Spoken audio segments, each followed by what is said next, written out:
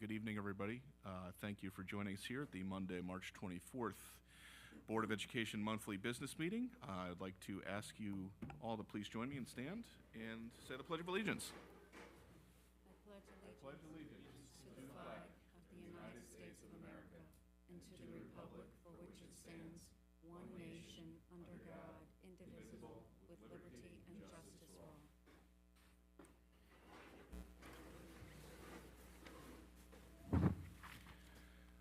Our first order of business is public comment.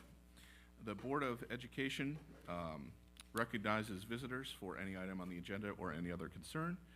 Each person wishing to speak is asked to speak into the microphone, identify themselves, and respectively limit their comment to 3 minutes. 2 opportunities to speak are available, one early in the meeting, which will be limited to 30 minutes, and one at the end of the meeting. Each speaker may address the board only once at both the opening and closing portions of the agenda. Please remember there will be no cross-dialogue between speakers and between members of the board. All speakers are to conduct themselves in a civil manner. Obscene language, libelous statements, threats of violence, statements advocating racial, religious, or other forms of prejudice will not be tolerated. Persons or students should present their comments and/or concerns to the superintendent during regular business hours. With that, anybody would like to join us for a comment, please come up, name, and regale us.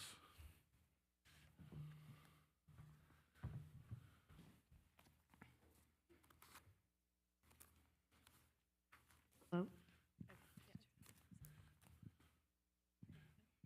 Hi, my name is Bianca Martelli, and I'm a junior in student council at Cornwall Central High School. Hi, my name is Marissa Barnsby, and I'm the junior class president. I'm Nicholas Conti, and I'm the student vice president for the PTSO. And we are here today to propose a senior privilege initiative of painting our parking spots. We believe that this privilege of allowing seniors to paint their parking spot can add creativity to our campus and can also serve as a fundraiser to help offset the cost of senior prom tickets, which we all know are a little expensive. It also can serve as a meaningful way to bring our class together. This initiative is more than just parking spots. It is about school pride, self-expression, and can create a tradition for seniors to leave their mark. Our survey revealed overwhelming support from 96.3% of next year's seniors, demonstrating how important this initiative is to our class. Many schools in our area, including Monroe, Woodbury, and Goshen, have implemented this program, proving it can be done effectively. We have been working with the administration at our school to ensure that this aligns with all school policies, and we are excited to make this an initiative for years to come and generations of students. Allowing seniors to paint their parking spots also introduces an outlet for creativity while supervised. Similar to a custom t-shirt, designs can embrace individualism while remaining inside the designated parking spots. We are going through an approval process for every artwork, and we will ensure that it will all be within school regulation. We're super excited to bring this to the next class. As you can see, you have handed out examples of our interest survey and ways that other schools neighboring have implemented this process to make it smooth and efficient. As you can see, these parking spot designs can be a meaningful way for students to express themselves and create long-lasting memories. Let's work together to make a tradition, ultimately enhancing our school and the senior class, giving them a celebration they deserve. Thank you so much for your time. Thank you very much for that. Could I ask one of you to grab my copy? Could I get the 3 of your email addresses so I could follow up with you? Thank you. Perfect. Thank you, Linda. If you just read it. Thank you. Wonderful. Any other public comment?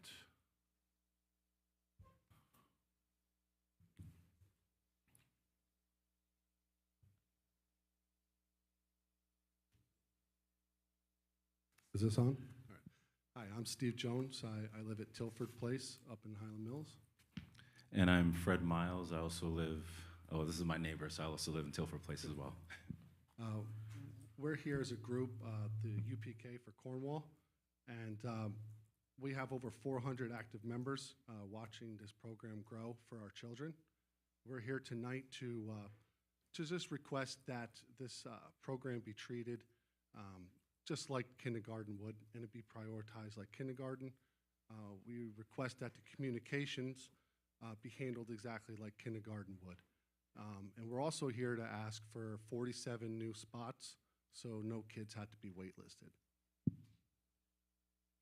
And yeah, and just to piggyback off of that, we would like the monies needed for the additional 47 slots to be allocated now so that they are set aside if the board budget is approved by the town. And we as a group would like to know the district's plan and UPK expansion. That's my daughter over there. She was hoping to go to elementary school, or UPK. And he has a son that is now in UPK, and we're neighbors, and the kids know each other. But I say that to say just want to understand what is the expansion plan. Terry had told me that a few years ago there were about 50 slots, and it has since doubled, but it's not really, it's not aligned to the population growth. So thank you, guys. Thank you for your consideration. Thank you both. Thank you. Thank you both. And thank you for your service. I will say that's a timely comment as we are discussing our budget tonight, and I believe it will be an issue of discussion on tonight's meeting. So thank you both. Anybody else for public comment? All right, thank you for both of our groups of commenters. The next item on our agenda, student representative reports. Madeline is flying solo tonight. Ava couldn't join us, so please, thank you. Yeah, I think Ava's at Villanova doing scholarship interview, so hopefully she does good at that. Anyways, so the good news for COH, during the afternoon of March 10th, the student council walked to the district office and visited the superintendent.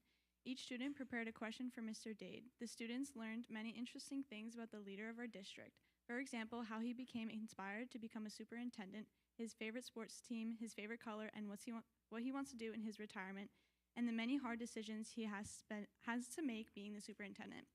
The students thoroughly enjoyed this company. On March 4th, 87 fourth grade band and orchestra students from COH, Willow, and Lee Road participated in the instrumental recital held at COH. All the students had fun preparing for this event and enjoyed showing off their hard work. Musical selections included folk songs, pop tunes, and selections from Harry Potter, Disney, and Star Wars. A good time was had by all. Pick a Reading Partner is in full swing at COH. It started on March 3rd and will conclude on March 25th. This year's theme is Read, Feel, Share, Feel the Book, Emoji the Feeling. The number of minutes that students read are being recorded and will be converted to points. The class with the most points will be rewarded. So far, the kindergarten has read 5,257 minutes. The first grade has read 3,720 minutes, and the second grade has read 2,295 minutes. The third grade has read 3,980 minutes, and the fourth grade has read 4,202 minutes. The building goal was 18,743 based on past performance, and to date, the building is at 20,454, exceeding the goal by 1,711.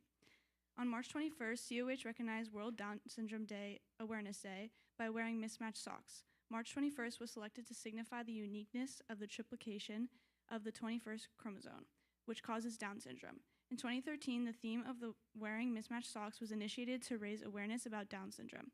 The idea was created because chromosomes are shaped like socks and people with Down syndrome have an extra chromosome. Please come and support the COH PTO drama production of Newsies Jr. being held on Friday, March 28th at 6 p.m. and Saturday, March 29th at 6 p.m. The cast and crew have been working really hard and are looking forward to putting on a great show. Don't miss it. Okay, Willow, good news for March. We kicked off March with Dr. Seuss Week. Students dressed in themes based on Dr. Seuss' book of the day, including The Cat in the Hat, Fox and Socks, and One Fish, Two Fish, Red Fish, Blue Fish. We are continuing our love of reading with our March Madness of books. Each day, students will listen to a picture book being read by a staff member, and at the end of each week, they will vote on their favorite book. Last week of March, we will vote on our top 3 books in the bracket to crown the winning book. Our 4th grade instrument students wowed us with their musical talents at the combined 4th grade instrumental recital. We are incredibly proud of all their hard work. The 3rd and 4th grade classes have been learning about immigration and took a trip to Ellis Island last week as their culminating activity for the unit this week. They participated in an immersive experience, The Journey.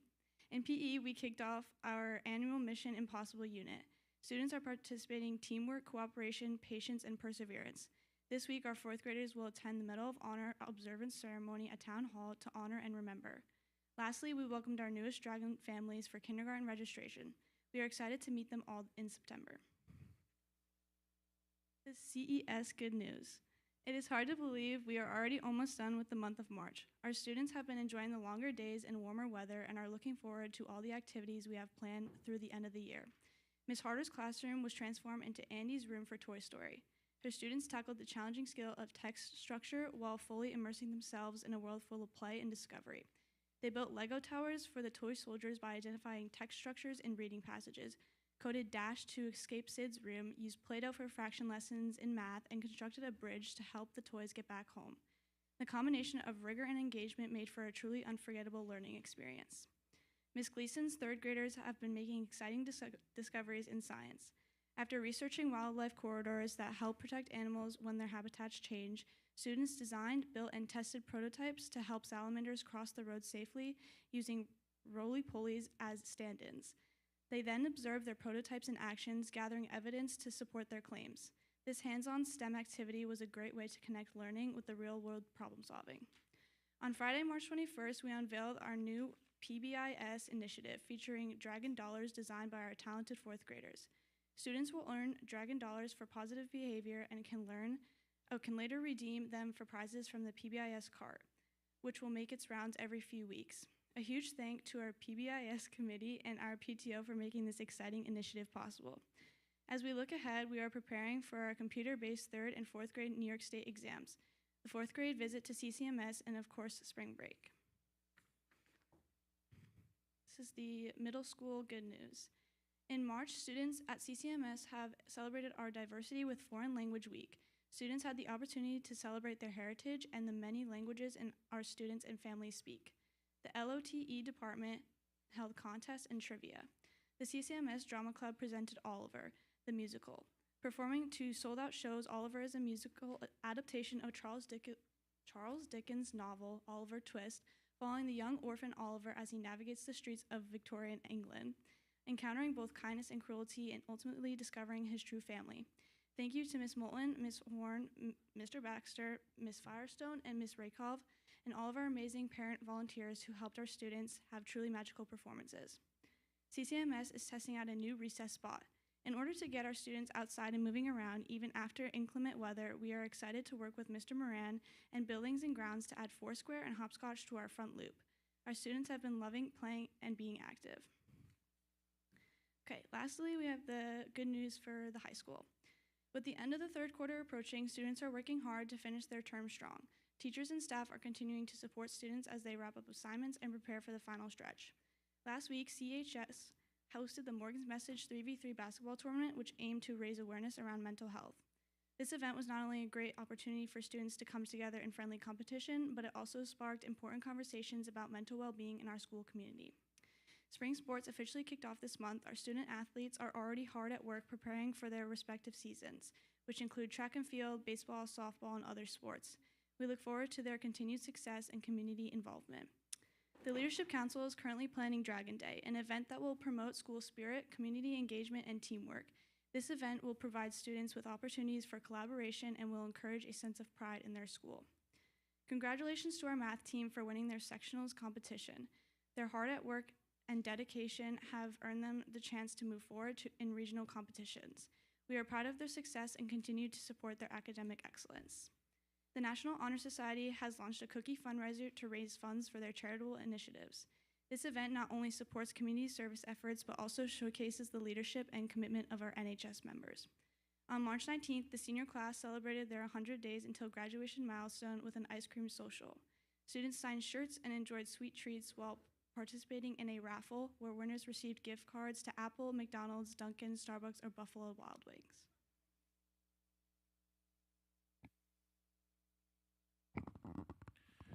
Thank you very much. Any personal observations you'd like to share about goings on in the high school as we get through daylight savings here, an extra hour of daylight, spring is starting, hopefully having some more fun and preparing for the end of the year. All right. Thank you very much.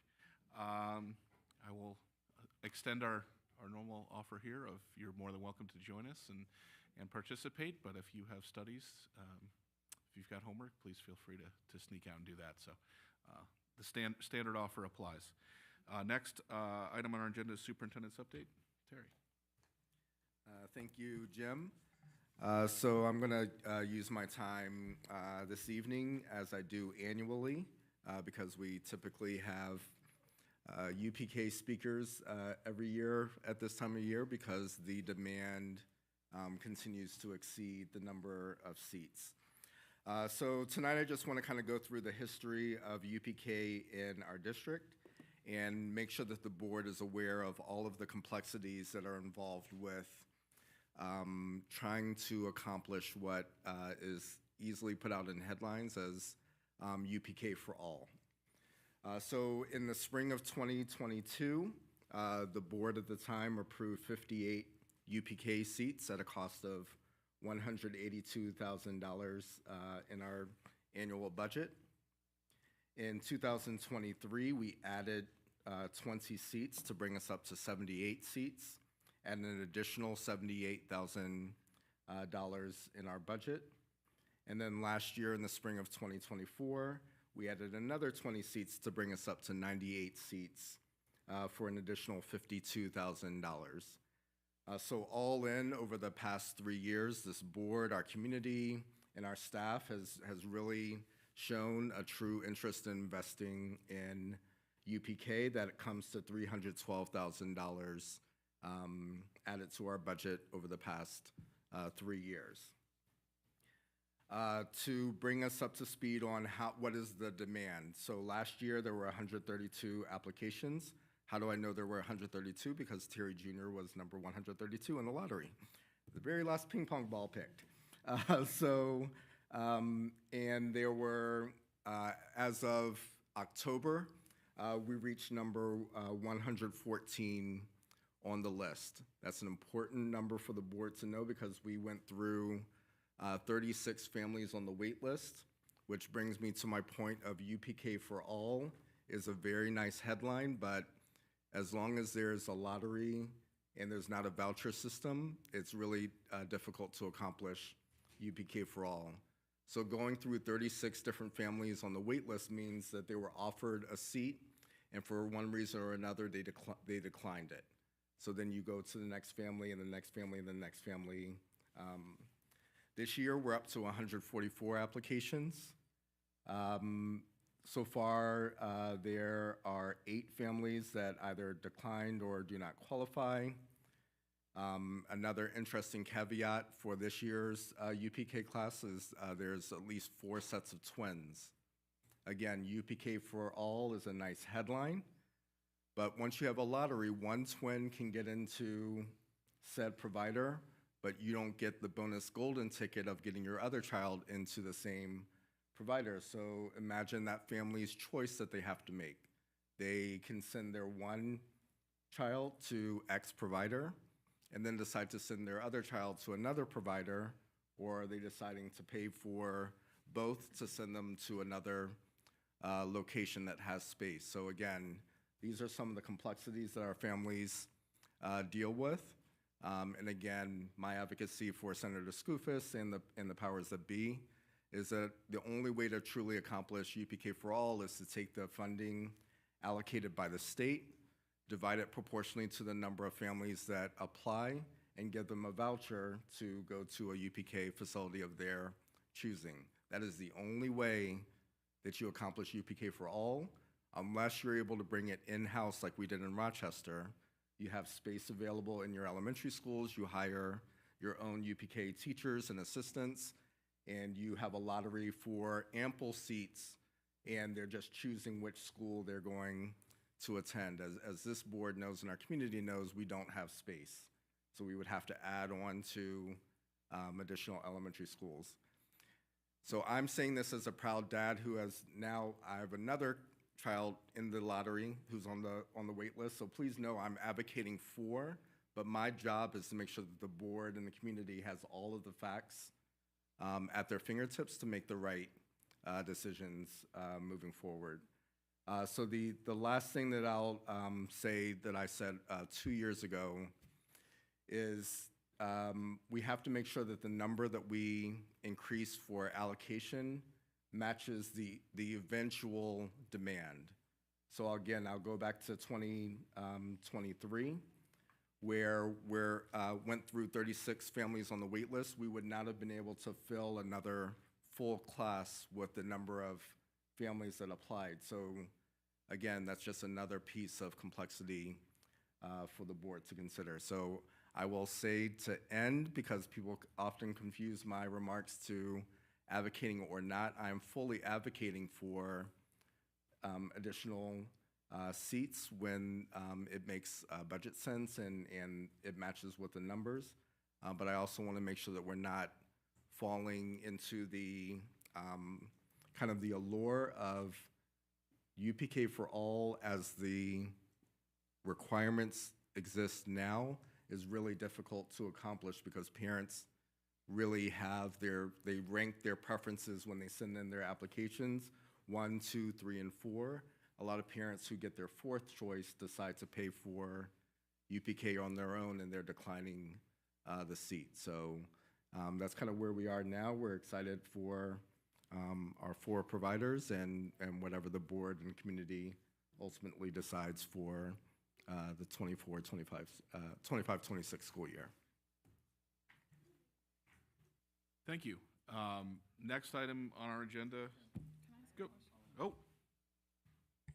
Terry, Brendan buzzed in first. I'm the Jeopardy buzzer here. only follow. Thank you for that. Only follow-up question. Of the 4 providers, do they have any capacity left for UPK? I know that, they're under no obligation to make their seats available. So what is the situation there? So this was another, I really appreciate that question, Brendan. So a very interesting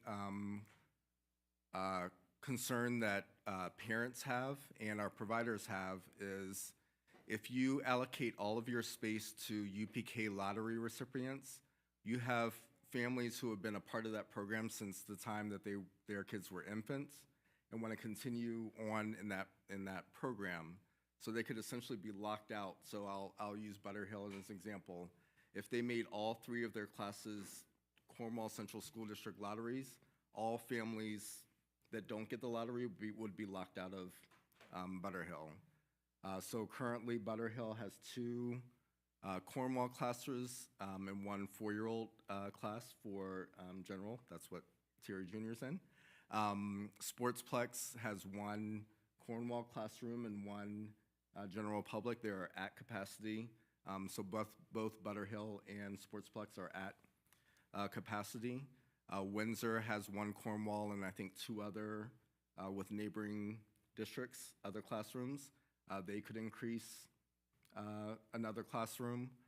Arc of Learning, with their building set up now, they have a UPK Cornwall and a non-UPK classroom, and they're at capacity with their building. We also put out RFPs, so we do have other providers that are interested in coming online, so they would have additional capacity as well. Good, Brendan? Christine? That was my question. All right. Thank you for that. Next item on the agenda is the president's update. I don't have anything to report outside of the agenda, so we will just continue on. Next item is our consent agenda. We have 9 items on this meeting's consent agenda. Use of the consent agenda permits the Board of Education to make more effective use of its time by adopting a single motion to cover those relatively routine matters which are included. Any member of the board who wishes to discuss individually a particular piece of business on the consent agenda may so indicate, and that item will be considered and voted on separately. So let me have a motion here for items 2 through 9, and then we will pull out a motion in a second, then we'll pull out if anybody has an item they'd like to discuss. Can I have a motion? So moved from Eleanor. Do we have a second from Richard? Any of the items here 2 through 9 that somebody would like to pull for separate discussion? Christian, I saw your hand first. Number 2.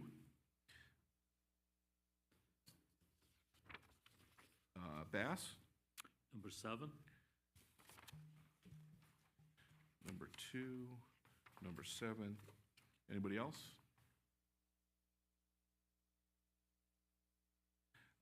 And I'm going to pull number 8 and 9, as they're really tied at the hip, just to make a comment there, to make sure that we're there. So we will go in numerical order. Christian, item number 2. Actually, sorry. Let's take a vote on items, pardon me, items 3, 4, 5, 6, and 7, 8, 9 have all been pulled. So items 3 through 6, all in favor? Aye. Aye. Any opposed? Any abstentions? Okay, so items 3 through 6 are passed. Now back to item 2, Christian. So this has to do with the approval of the minutes. Yes. I think the minutes should be revised to spell the name of our National Merit finalists correctly in the minutes. I think that's at least a little honor we can do them. And I would like to make a general comment that there's been some editorializing in the minutes that I think, as someone who was once tasked to take minutes for an organization, it's been a common thing. There have been times where I think people have characterized what people have said, and generally what minutes are for is to record actions and to record the attendance of people's, and when you do it for some and not others, that is not the best standard for minutes. But I think just for now, I would like to correct the spelling of the name, just because I think by not spelling one of our students' names who wins a relatively high thing just shows a lack of respect. I'm just going to push back a little bit. Everyone realizes that people make mistakes, so there was no ill respect mentioned. Just like if any of you mispronounced a name or something of that nature, we wouldn't jump to that conclusion. So just wanted to make that note. Then there's just that it's not always, I disagree with your characterization, but I would also say that when I had made public comment before I was on a board, you didn't spell my name correctly once over 3 times. So it happens more than often. Generally those things aren't corrected because I don't think that matters. But I think that there's a general point that generally we approve the minutes and it's just this thing, but I think we should get certain things corrected and we should know how to spell our own students' names.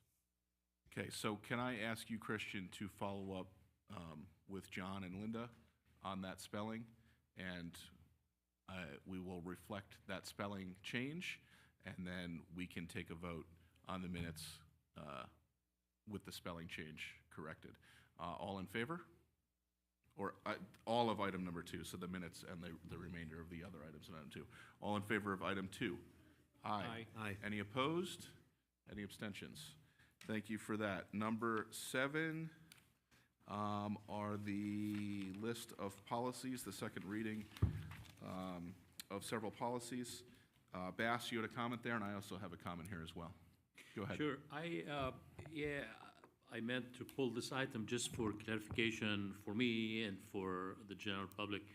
Last time we had a kind of a technical problem with the policies that came as a first reading because there was a conflicts, like timing conflicts during the policy committee, and these all policies came from out of that committee that didn't have everybody included. We agreed that we'll wait to get comments from the members of the policy committee that were absent, me included. I forwarded those my comments since, and we said we're gonna take them. I have them 1, 2, 3, 4, 5 policies back to the policy committee to review everything together, where all those policies come again. I'm rehashing, right? I mean, tell me if I'm wrong anywhere. Coming as a second reading to be ready to be voted on in this full committee. Now, that said, I pulled back the agenda of last meeting here. On today's agenda, I went through those policies that are here tonight with us as a second reading, not first, second. And I found one, the second line says 0310. That was one of the policies from last meeting that you said is gonna go back to the policy committee. So why is it showing on tonight's list as a second reading, ready to vote on? Yeah, so my recollection of 0310, and that's the board self-evaluation, was the discussion around the timeline, and that the policy was, as submitted for first reading last time, said that the board will do self-evaluation by January. There was a little confusion that, hey, that's not the end of the year. And we all agreed here at the table that the intent was to say we'll do a mid-year check-in by the end of January and then a final evaluation by the end of the year. And we said we'll just make that rewording and put it back up. So Linda reached out to myself and Brendan, Brendan being the policy committee chair. Brendan supplied that language just to update that for clarity. So that was my recollection last time at the table, as we said we were just going to make that update for clarity. We were all in agreement verbally. So that update has been made in 0310 here. And I'll add, yeah, that was my understanding too. I mean, Bess, we did pull a number of those, and I remember at the time of that list, I had mentioned that those two seemed like they were pretty light edits to be made. So it was my understanding that the conversation we had ensuing covered those edits. I'm trying to reconstruct my memory, but now it's clear. Thank you. All right, thank you. And I've got a comment on policy 0111, Title IX, sex discrimination and harassment. And my comment here is only that on page 3 of 13, I didn't print all 13, is we have 2 Title IX coordinators named, and we've kind of taken steps last year when I was on the policy committee to remove names to individual persons and to reference roles to make policies more evergreen. I don't know. So these could be referred, we at each reorganization meeting, we appoint Title IX coordinators for the year. So we could update that to say, you know, reach out to the Title IX coordinators done at the reorganization meeting. Or this may be, you know, Title IX is obviously very fraught legality. You know, that may be mandated that those people are in there by the law, I don't know. So I'm gonna vote on it as is, but something maybe to think about, or maybe just to ask legal of, do we need to have names, or can we just change that to a reference to a position? You don't want to send people on a wild goose chase of, okay, now I need to track down July's meeting minutes, but also we want our, you don't have to update a policy every year if somebody changes. That applies to other policies that Right. do name individuals that are responsible for certain roles, so that would simplify that, yeah. Yeah, so just, you know, when last year, I know specifically, and I'm sure you guys are doing it this year, when the policies come up for review, if an individual person is named, we've been trying to change that to a title or a role, so the policy itself is more evergreen. Doesn't change, you know, the policy at all, just who's referenced in there. Christian? Just on that point, so I agree with you about this, and I find it strange that their names are in the policies themselves, because the policies are for longer stretches of time. My understanding is that what most districts do is they put the name on the website, easily accessible on the website, and it's not in the policy, because if you only update your policies, review policies every 3 years, there can be a turnover in personnel. Right. And therefore, you have a name in the policy that is outdated and incorrect, and it's much easier to update the website than it is to update the policy when those occur. So I do support that, and I think that we might, in our last meeting, just do a full search of all the ones that name individual people, and in a sense correct that in one fell sweep with their support from the other members of the board. Yeah, I mean, you know, I'll leave that to the committee to look at if that's too much work to be done in one meeting, because it'd be a lot of wholesale changes, but I'll leave that to the policy committee to discuss and see if that certainly could be started at the next meeting, continued next year. So anyway, I'm going to vote on this policy as is, but something I think for you guys to take back to your next meeting. I meant to raise it last meeting, and I printed it out, and my paper got shuffled on other papers, and I didn't, so. So all in favor of item 7? Oh, yeah, go ahead, Carl. Yeah, I would like to see us remove 2150 filling board vacancies. Okay. That was something I brought up at the last board meeting, and I would like to see that happen if possible. I think I brought that on up. If I didn't, I am now. I don't recall you making a comment on it. Christian and I had thoughts about it. Possibly you did. I'm not recalling it. Yeah, I may not have. With that being said, 2150 filling board vacancies, that's one that I am looking to have seen removed. Okay, and what would be the reasoning for that? I think the board makes these decisions, and that doesn't, the way I understood it, that this goes right to the superintendent. No, No. No. Okay. So it's updating, the current language is not very clear. And again, I'll rehash, so the updated language makes it more clear. Christian has some thoughts to make it even better in future meetings. What I said at the last meeting, I'll repeat, is let's not let the perfect be the enemy of the good. This policy here is an improvement. So the options are, number one, if there's a vacancy, the board, my majority vote of the board, so 5 members of the board can take a vote to fill the seat until the next regularly scheduled election. Or number two, the board may call for a special election, and that person would then fill the seat for the remainder of the term of the seat. Or option three is if the vacancy remains unfilled for 90 days, so if the board does not act on items 1 or 2, the supervisory district superintendent may fill it by appointment. And this is all, it's a BOCES superintendent. This is state law. This is not like we're making up our procedure here, so. So at 90 days is what you're saying? Correct. Okay. Yeah. Right. Gotcha. Yeah. Christian and then Bass. Okay. I think I've spoken already, so Bass. Bass? Yeah, I think the discussion that took place last meeting was about the superintendent. I don't think it used to explain it, who's superintendent, so I think. Correct, so we added the word Carl supervisory. says who's superintendent, and the answer Right. was BOCES, not us. And the change based on last week's discussion, we added the word supervisory district superintendent to make that clear. Christian? So I'm aware of the changes. Obviously, I was involved in that discussion at last meeting. But I will re-raise the point that this board has no jurisdiction over the BOCES superintendent. So for us to announce a policy over the BOCES superintendent would be like us dictating a policy to the UN.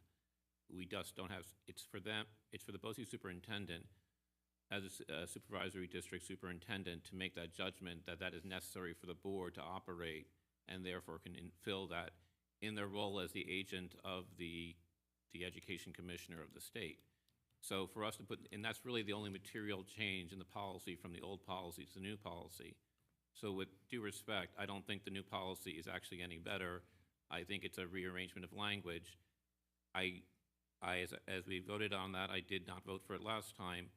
I do intend to go back to our next policy committee meeting and improve the language and I won't recapitulate for reasons I gave at the last meeting, but I would support that, just like I didn't vote for it on the first reading, I wouldn't support it on the second reading because I think it changes nothing. And as you say, it is already established in education law for the state, and it did not require us to do this. There's no procedures that we didn't have before that weren't in the old policy. And as I also said last meeting, it did not go through proper order in terms of how we are supposed to adopt policies, which is our policy that we have on the adoption of policies 2410, and I would prefer that it goes through the proper order and the proper channels, and especially, and look, this is not the most important policy because I look around this table and everyone looks relatively healthy, and I think I have respect for everyone sitting around this table. So it's kind of odd this policy gets inserted midstream without going through the policy committee, and I would rather do it through proper process and proper order. Thank you. So I responded to that comment last meeting, so if anybody would like to view my thoughts on that, you're free to go view that on YouTube. I'll respect the public's time and not rehash that. So all in favor here on item number 7, dispatch policies? Aye? Aye. Any opposed? Eleanor is opposed. Next choice is abstain. Okay, so we have, So can I just ask a question for clarification? yes. So, Mr. Brunelli, when you say I didn't vote for it last time, you Well- mean you abstained? You didn't vote no? Yes, I abstained Okay, last time thank you. because it was in a bundle of policies on a first reading. Okay, so we have 9 members here. We have 7 ayes, 1 no from Eleonora, 1 abstention from Christian. Okay, so we have 6 yeses, a no from Eleonora, a no from Carl, and an abstention from Mr. Brunelli. That moves us on to item 8 and 9. Those are tied here. It's a readoption of the budget calendar and a readoption of the meeting calendar. And I just wanted to pull this out to publicly comment on this to make sure that the public is not unaware. And of course, I didn't write down the date. Do you have that date handy? It's changing the first meeting in May to move it from a Monday to a Tuesday. There are state prescribed deadlines with which one has to have your public budget hearing in relation to the budget vote. We were one day outside of that window. We're moving from Monday the 6th to Monday the 6th. Restart. We're moving the first meeting in May from Monday the 5th to Tuesday the 6th. And that Tuesday falls within the timeline laid out by the state for the budget hearing. So I just want to make sure that everybody paying attention notes that in their calendars to move Monday the 5th of May to Tuesday the 6th of May. All in favor? Aye. Aye. Any opposed? Any abstentions? Can I just, for clarification, so we Yes. don't have a work session on Monday the 5th, it will be moved to the 6th, the whole work session, not just the Correct. budget portion? Okay, thank Correct. you. And that was we don't want to have 2 meetings in 2 days. Right. And in fact, I'm gonna pull up my calendar right now and do that before that gets lost. So that takes us to the end of our consent agenda and moves us to next budget presentation from our Assistant Superintendent of Business, Mr. Fink. Take it away, please.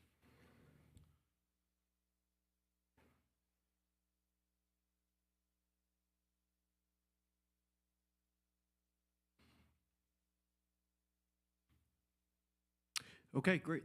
Thank you very much. Thank you to the Board of Education. March 24th, we're getting through our budget presentation, so let's get started. As always, we envision a school district in which every staff member is a source of knowledge and inspiration. Every building is a place of safety and support. Every leader is a pillar of integrity, and every student is a source of pride. Those are our sources of pride up there.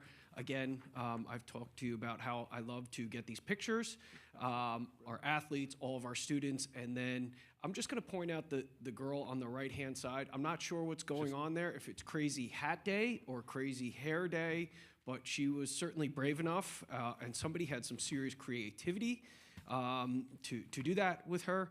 And I really appreciate our administrators for sharing these pictures with me so I can put them up there, because we get to see our sources of pride up there. Here's our agenda. Again, we're going to go through a number of our budget items, essentially our recommended budget, our recommended revenues. We're going to talk about the tax levy. We'll talk about needs assessment. We'll talk a little bit about our contingency budget, but I'll shy away from that just a little bit. And then we'll talk about our capital reserve proposition. And I'm going to point back to that picture up there, because if I was a kid in that class, man, would I excel. Hiking to the top of a mountain and just hanging out, that's where I'm at, learning about nature. So again, thank you to our administrators for passing these along, but I'm sure it comes from our staff and our building, which is awesome. So we're going to come out with our 25-26 recommended budget, our expenditures. There's no change from our last meeting. The superintendent and I have met. We're looking at 92,721. 136 for our recommended budget. The change from year to year would be 2.460363. We still have some of those open items that we are currently working through, and hopefully we'll settle them before our budget is adopted. This is our recommended budget in the expenditure summary. I showed you this slide before. There was a little bit of different numbers. We've changed those numbers as our expenditures changed. We did some reworking. So I want to reintroduce this slide with those updated numbers associated with them. And you see the compared recommended budget versus the approved 24-25 budget throughout the different categories of the salaries and pensions and health insurance and contractual items, out-of-district tuitions, so on and so forth. Again, so a introduction with some updated numbers. You've seen this slide before as well. We rescrubbed our numbers to get to this how. How did this happen? What did we do? So we have teacher attrition. So teachers leaving the profession, and in this case retiring. 10 total teachers are retiring. 5 of those teachers we will replace through the natural traditional posting and hiring process, while 5 of the other teachers we will be filled on a redistribution of staff due to enrollment or program shifts.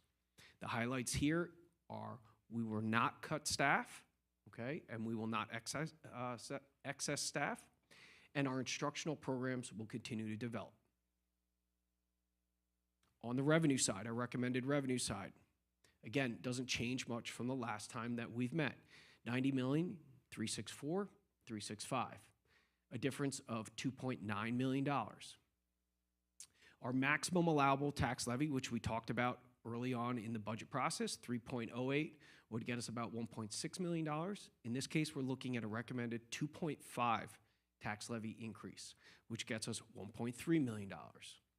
We're looking at our state aid to be about a little over $1 million, and we'll talk about state aid in just a few more slides. And our increase in our miscellaneous revenue that has increased a little bit. Again, we're waiting on those final state figures, and I'll comment on that in a future slide here. So here's what it looks like on our sheet here. Our recommended budget at 92.721, and then you add up our revenues. Our property tax levy at 2.50 is $53,773,900. Our state aid at $34,997,138, and miscellaneous 1.593,327. Leaves us with a shortfall of 2.356771. And then the district has been using an assigned fund balance to help meet some obligations. Typically, it's been around $2.5 million. In this case, we would be just under that $2.5 million, which is decreasing the amount of assigned fund balance, which we recommend. So again, you have that 2.356771 and our balanced budget at 0. Here it is again on our recap slide, presenting the balanced budget of expenditures at 92,721,136. Our projected revenues at about $90 million, using $2.3 million in assigned fund balance, gives us that balanced budget. You have the 2.5% property tax levy increase. We talk about our state aid, our miscellaneous revenue, and then just some of our outstanding items that we have. Again, reintroduction with updated numbers. So just to recap some of our goals that we've talked about again, lowest possible tax levy increase, but stay within the property tax cap. We do. We have a 2.5% property tax levy.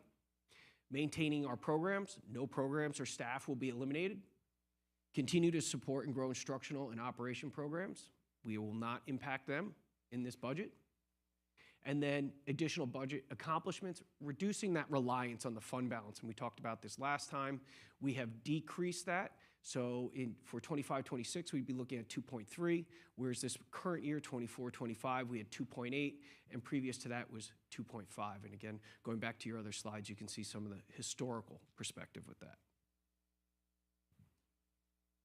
So New York State aid, we don't know what's going to happen at this point, but we are getting some positive information back. So we'll remain optimistic. So New York State budget is expected to be voted on the week of April 1st. We're optimistic. I'm hopeful. I hope you're hopeful. Jim, you're giving me a face that's making me nervous.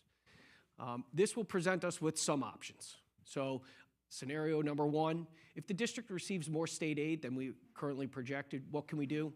We can reduce the 2.5% tax levy increase. We can reduce the amount of assigned fund balance, that reliance on that fund balance. A combination of those two, we could do nothing. The state aid increase will create and add to next year's surplus, or we can expand recommended programs. So program staffing capital to match that additional revenue income. Scenario two, if we receive less than currently projected. So we could increase that tax levy. So 2.5% could go up to that 3.08. We can increase the amount of assigned fund balance. We're currently at 2.3. Historically, the district's been at about 2.5, or a combination of the two. So again, some options. In previous discussions, we talked about the needs assessment that the district has undergone each year, year after year. And this is a summary slide, again, being reintroduced.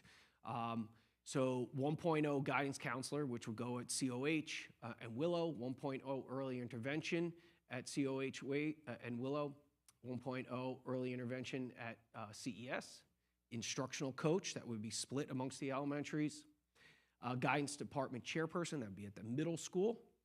1.0 ELL teacher at the high school. 1.0 CPSE chairperson for special education. 1.0 custodian, that would be buildings and grounds, and that would be at CCHS. 4.0 safety monitors, all 3 elementaries and the middle school. And then we added the 2 below. You'll see we had a request from our board members to what would universal pre-K look like at 20 additional seats. So up there, you'll see the cost out for 20 additional seats for the district. As Terry said, we're at 98 seats. It gets a little more complicated as you go through that UPK process.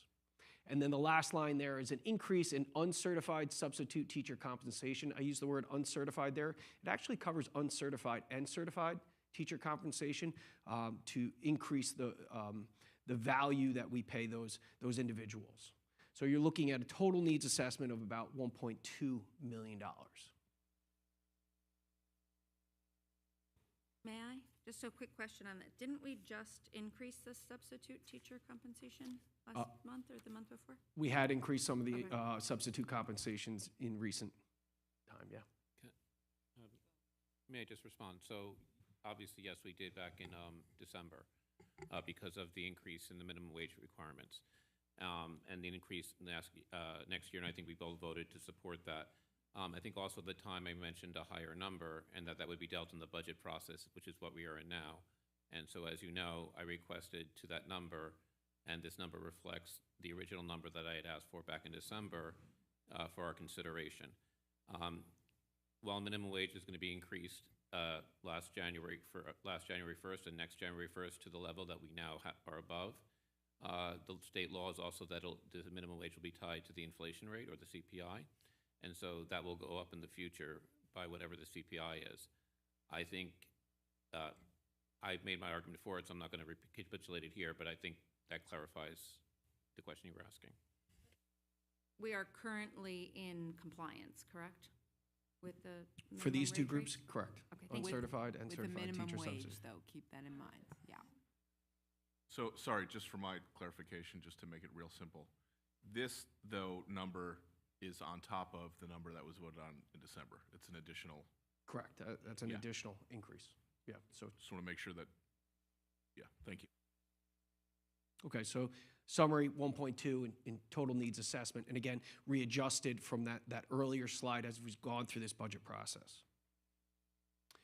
At the last meeting, we talked about approval rating. So again, a reintroduction of a slide with the additional right-hand column. We took a look at what our maximum allowable tax levy has been, what our adopted tax levy has been, and then I added the column there of what our approval ratings have been. So it'll allow you to digest what that is. Superintendent Terry talked about what that kind of sweet spot is, and we've had those discussions about what our tax levy would be. But again, you look at a 10-year average, 1.66 versus a 2.62 and a 66% approval rating. We were also asked about the tax levy impact. So on this slide, you take a look at that fair market value of the homes in our school district.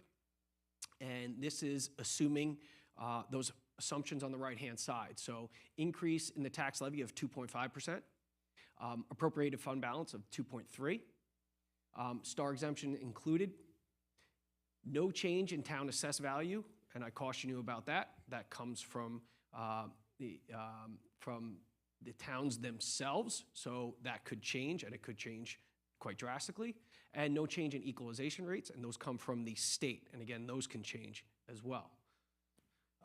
So you'll take a look there that the year-to-year increase is about $206 for a property of $250,000, $288 for a property of $350,000, and $371 for a $450,000 property. Again, these rates were based on the 24-25 assessment levels and equalization rates, and we know that those can change.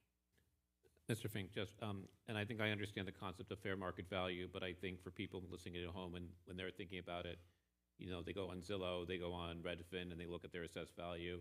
And as you just said right now, the fair market value is the fair market value for the assessment purposes, correct? Correct.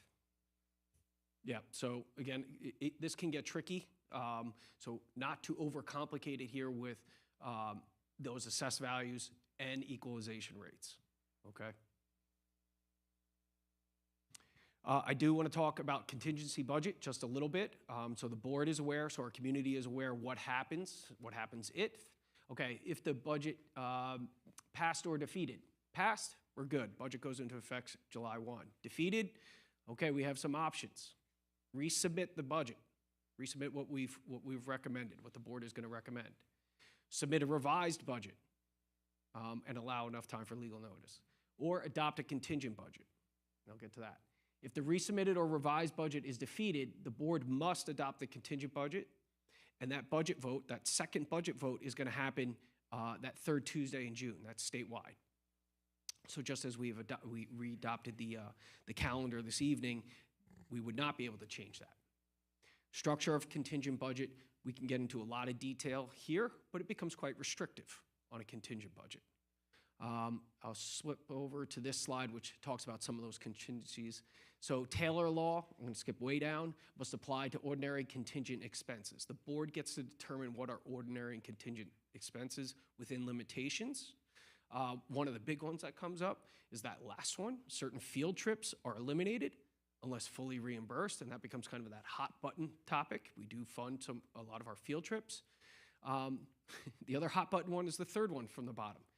No use of school facilities by outside groups unless we're fully reimbursed.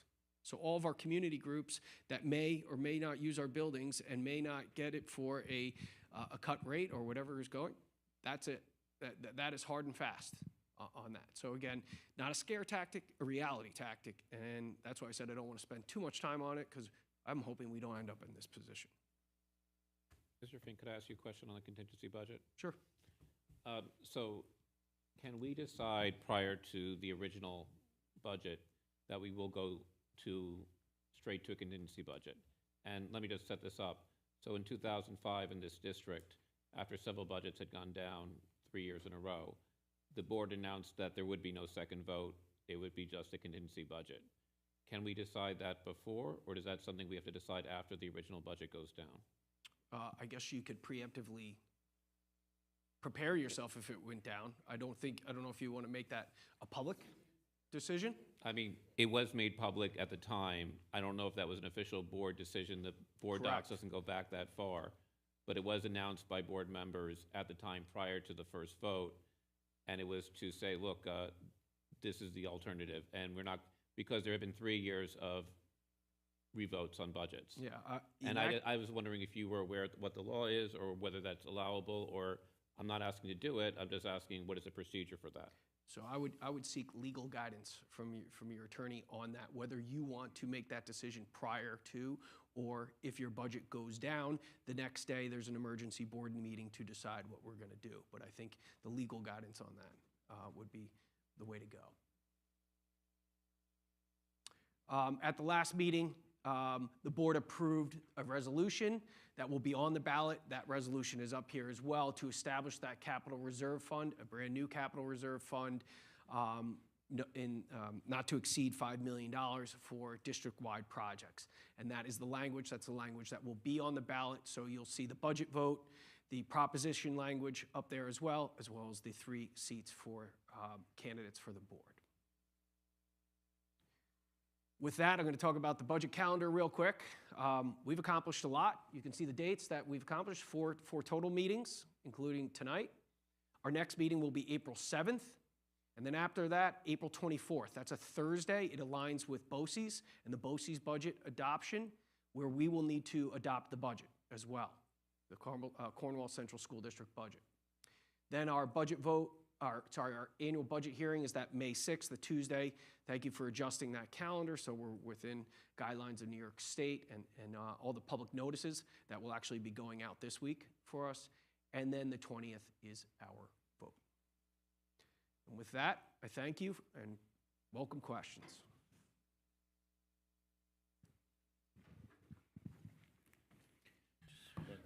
Thank you. So I'll open the floor to questions, I guess just to set the stage on how I envision this discussion going before I get to your question, Bass. First, let's open the floor to questions. to Mr. Frank on specific items presented here.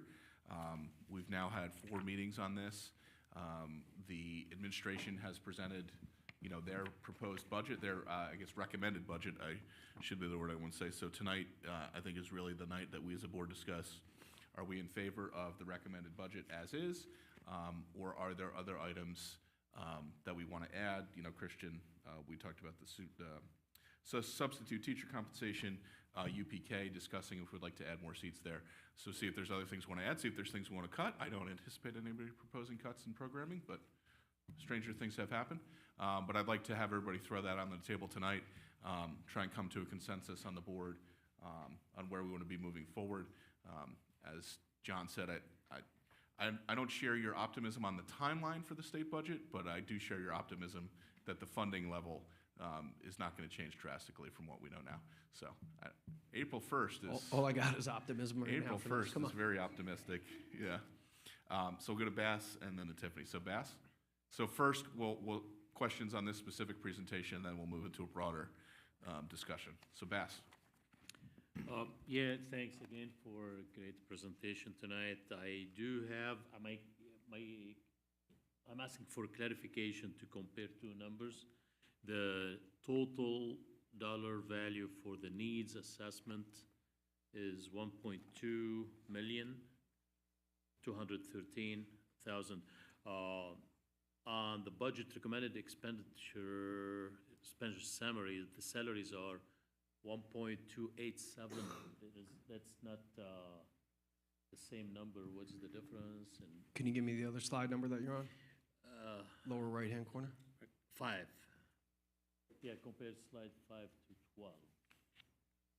The top. Okay, that's year-to-year salary increases of $1.2 million.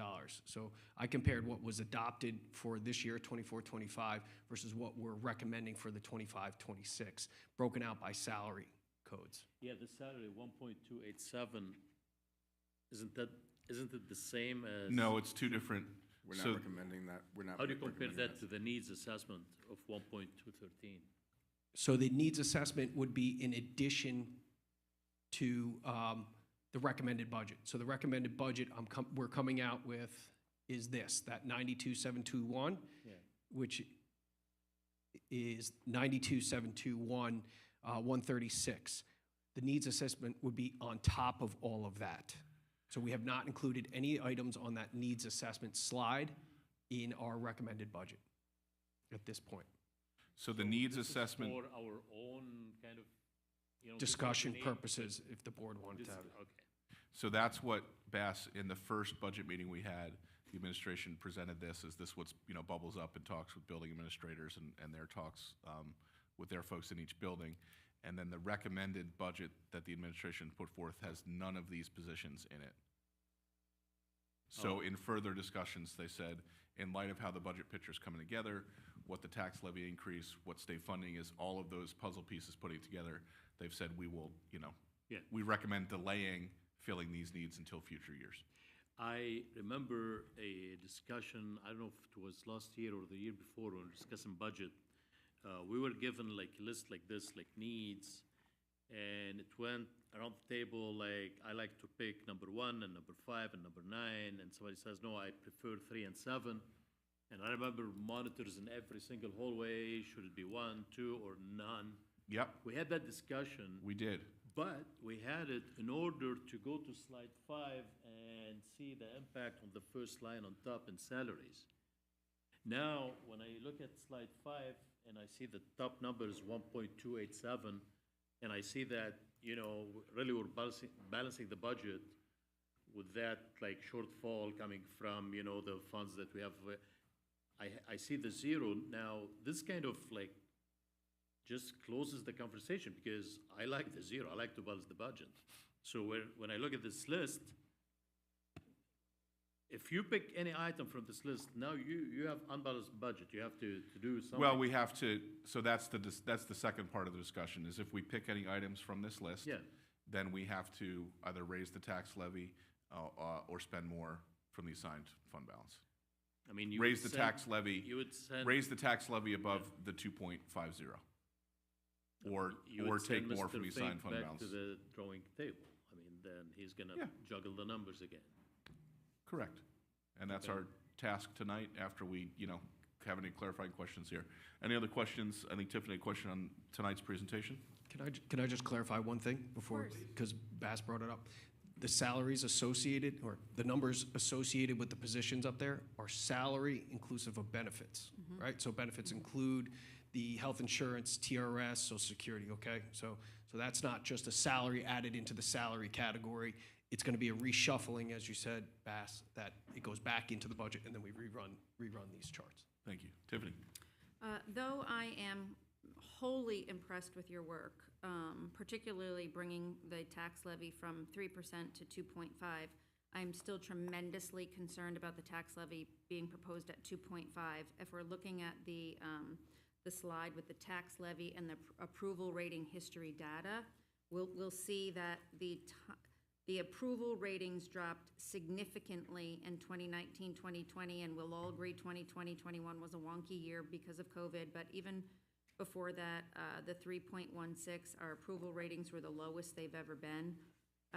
Since the crazy COVID, our approval ratings have gone up significantly, and those adopted tax levy increases have all been below 2%. I'm highly concerned about putting 2.5% before the public. I'm not certain that it will pass. I don't want to have to go to a contingency budget.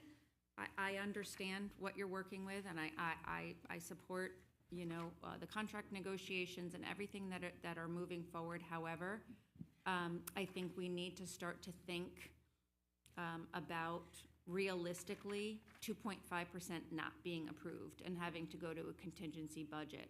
I don't want to make a pronouncement, but I doubt my household will vote for the budget and my friends and family at 2.5%. I think we need to really take a hard look at getting below 2% or at 2% even if we were going to get this budget passed. The approval ratings are concerning to me.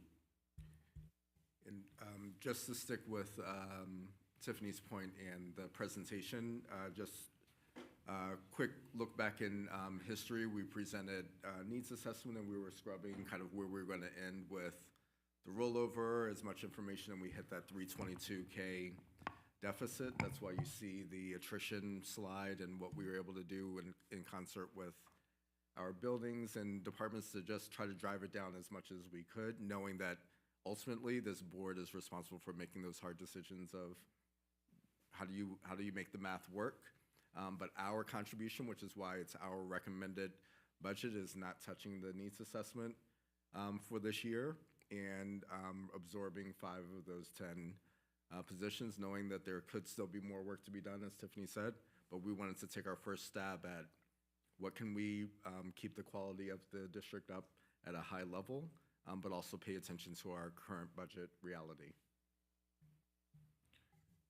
Thank you. So, yeah, that's good discussion, and that's kind of what we want to have tonight. I just want to, do we have any more specific questions on tonight's presentation? I mean, I have a comment on the current topic, which about the tax levy and support, but I can hold that till later. I just want to, I'll go to you first when we go to the broader discussion, but do we have any more specific questions on tonight's presentation? Okay, so, Christian, it's yours. So, I mean, when you look at a table and you'll say, oh, geez, these are low, and look at the support, that's generally not how you look at a pattern. That's saying one little data point is the pattern.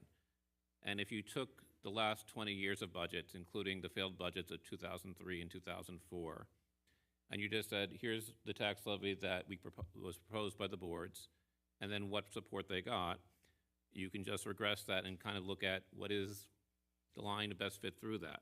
And if you look over 20 years, okay, the crossing of 50% is at 8.6% tax levy.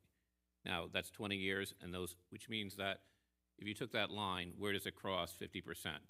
And that intercept would kind of indicate what was the maximum that the community would bear over that long period of time with more data. That's more, and that the sacrifice of every additional % of tax levy increase loses about 2.5% support. if you just want to look at the tax levy era, which is a different world, and obviously there wasn't always tax caps back before 2014, it's still over 5, 5 is where it crosses. Now, this is not an advocacy for this, but if you want to say what has the community supported and what is the community likely to support, that's probably a better indication than empirical data. And it seems like I would say that the community seems to support education to a greater degree than what the board proposes. Because if you look at the last way of looking at this, and you just look at the residuals of that scatter plot, and you can say, well, did the board in their budget choose students or did it choose taxpayers? And if you look at 2005 to about 2018, you can see what the boards did. If they basically consistently chose students, they used the maximum amount of the tax levy allowable. And the only exception to that is 2008. And I think most of us who are older know what happened in 2008. If you look at the pattern from that forward, you saw boards consistently choose taxpayers over students, programming, et cetera. I'm not saying there wasn't anything passed and no programs were passed, but relative to what they could do and relative to what the community would seem to support or implied, you basically had 4 or 5 years straight of like 2008 in terms of what the board proposed, including 0% when there was a tax levy cap, I believe almost between 4, almost 5%. And that has an impact. And I don't, this is not an advocacy for a particular level, but the point about it is we shouldn't blame the community because the community has come out and supported budgets. And yes, sometimes like in 2018 and 2019, it was low because there were other things going on, like a very unpopular capital project that no doubt affected how people viewed the overall budget. And so if we want to look at data, and people last meeting and this meeting talked about what the the support was and pulling out individual cases, I think we should look at the most data, not that we support it, but to be more informed about this is a pretty good survey, not just of attitudes, but actual behavior of our community. And maybe the problem isn't that the community doesn't want to support education at a certain level, but they're unhappy with our decisions about what we're presenting to it on our menu of choices. And I would just think that would be a better way to present that than a 3-column table of individual data. If you're posing a causal relationship, there's a better way to show that with the same data that I think is better. And I've shared this with some people on the board, and I'd be happy to share it with anyone who's interested. Please. So please don't misunderstand. I'm certainly not blaming the community. I'm simply empathetic to the community. We are, in the past year, faced almost 21% inflation. We're still paying, as I said last meeting, $7 for a dozen eggs. I think we need to read the room, and we need to understand where the community and the taxpayers currently are with their pocketbooks. So I'm certainly not blaming the community. I've made statements repeatedly how wonderful the support and supporting students and voting for students, how wonderful this district has been to my collectively 5 children, not including my in-laws. As far as the 0%, I would also say that we were perhaps maybe still feeling the fiscal benefits of COVID and the funding that we were receiving. But I just wanted to clarify that I'm certainly not blaming the community for not supporting the schools. I'm simply sympathizing, empathizing with what people are in real life paying out of their pockets right now every time they walk into ShopRite or Hannaford or wherever. Yeah, look, it's a complex picture, and this is, one of the toughest jobs that we have a board every year is putting this together and balancing all those factors. And I don't think it's a simplistic choice between choosing students and choosing taxpayers. There's lots of shades of gray here, and this is our job to put together a budget and put together what we think the board will pass. Certainly, one little data table is a data point, and it's not, indicative of the whole thing. Each year has different factors going into it, whether or not they had capital projects attached, not attached. There's a whole bunch to that. So, Bass. Yeah, just to add to Tiffany's point, very obvious point, I would say. In these economic circumstances, I mean, the last thing you want to do, like, I want to increase taxes. There was in the presentation kind of like two ways to deal with that. You increase that reserve money that you can allocate. I mean, make it, you decrease the tax levy, increase, like, you know, we were kind of very happy that it's lower than it has been in the last 2 or 3 years. Maybe you can increase that and decrease the tax percentage a little bit. Playing with numbers, you know, when they say this, whatever, this sweater cost, you know, $69.99, they do it because they don't want to tell you it's $70. The difference is 1 cent. I don't know if we want to play with the numbers a little bit, but I would say that let's decrease, you know, I mean, you gave us the choice. You said, like, you know, we can play with these, juggle these two kind of, you know, items. Decrease the tax a little bit and increase the other reserved money for those moments. Christian? First, I just, in case, I don't think I mentioned your by name, Ms. Galliano, but if you took offense, I apologize. That was not my, so I'm making that clear that it was not directed, it was making a comment about my interpretation of the data. Just in framing this in terms of inflation, like standard Econ 101 says if your inflation is your concern, raising taxes is an anti-inflationary policy. It's the expenditure that drives inflation, not the tax policy. So you should tax more and spend less if you were, you know, a taxing entity. Now, I don't think the Cornwall School District has macroeconomic implications, but to the extent that people are talking about that, we also have to look at terms of like the increase in prices affects things that we pay. We are one of the largest employers in Cornwall. We also employ a lot of Cornwall residents in a variety of different ways. And if you basically say, well, you know, these people are trying hard to get by and we're not going to do anything on the wage front for them, or we're going to keep the demand for low because we've eliminated 5 positions, it's not clear. Or if they're buying supplies for their classroom, those have gotten more expensive and there's no additional funding for it. So it's not clear if that's what your concern is. It's not clear about what our budget does to the price of eggs. Although I do appreciate the fact is that everyone has a budget and everyone is spending money, and paying for education is one of those things. And, you know, I would say that I think we are kind of having a loose economic discussion about the impacts of inflation, our budget, and I think what we really should focus on is what the task of a school board is to make sure we have the resources in the schools to achieve the goals for our students. And that is our primary concern, and then having to pay it is a second step in that process, as opposed to deciding how much we're going to spend and then cram whatever we want into that number, because eventually what happens, you might reallocate 5 teachers to something else, but that means that you're straining your resources in a one-time, one-off way, and eventually you won't get that back. And so the point is, if you keep kind of addressing budget issues that way, you're stretching the resources thin, and what you get is lower quality services. And if you look over the long term, since the time that I was born in the 1970s, if you look at business investment, the age of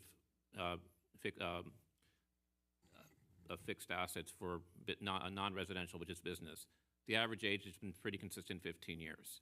If you look at residential investment, which is basically people's homes, it's been pretty consistent from 1970 to present at 30 years in terms of the age of that infrastructure.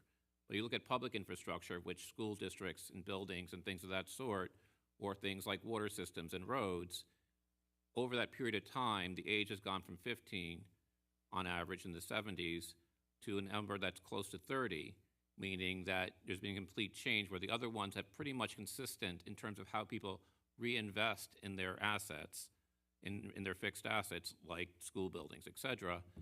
And that is an underinvestment, and that's how generally people have looked at what that change represents. And at some point, if you don't reinvest in those assets, the age goes up, and that creates problems like a roof falling in, or a hole in the gym floor, et cetera. And if you keep going at it with a patching mentality, it's going to cost more in the future. And I've said this before, but I'm still concerned about that. Okay, so It's time for the rubber to meet the road. So I'm going to go. I want everybody to participate here in terms of we have now a budget, an administration recommended budget in front of us. So I want everybody to let me know, yes, I agree with this budget, and that's what I want to put out to the voters, absent last-minute changes from New York State, of course, which we'll deal with, or I would like to, any other changes that you propose. You'd like to cut the tax levy? If so, how would you propose to do that? Or you'd like to add some of these items on the wish list. So we'll start with Bass. Yeah, I go back to my last comment. We don't want to propose an increase in the property taxes in a way that would shock the voter, and because they don't like it, they would turn down the whole package, and you don't get it approved. So we have to really think about that number, play some math, see what kind of, the community would accept, would approve, would be something easy to swallow. And I go back to the choices, and that was on slide number 10. And when John was kind of saying, what if, the budget,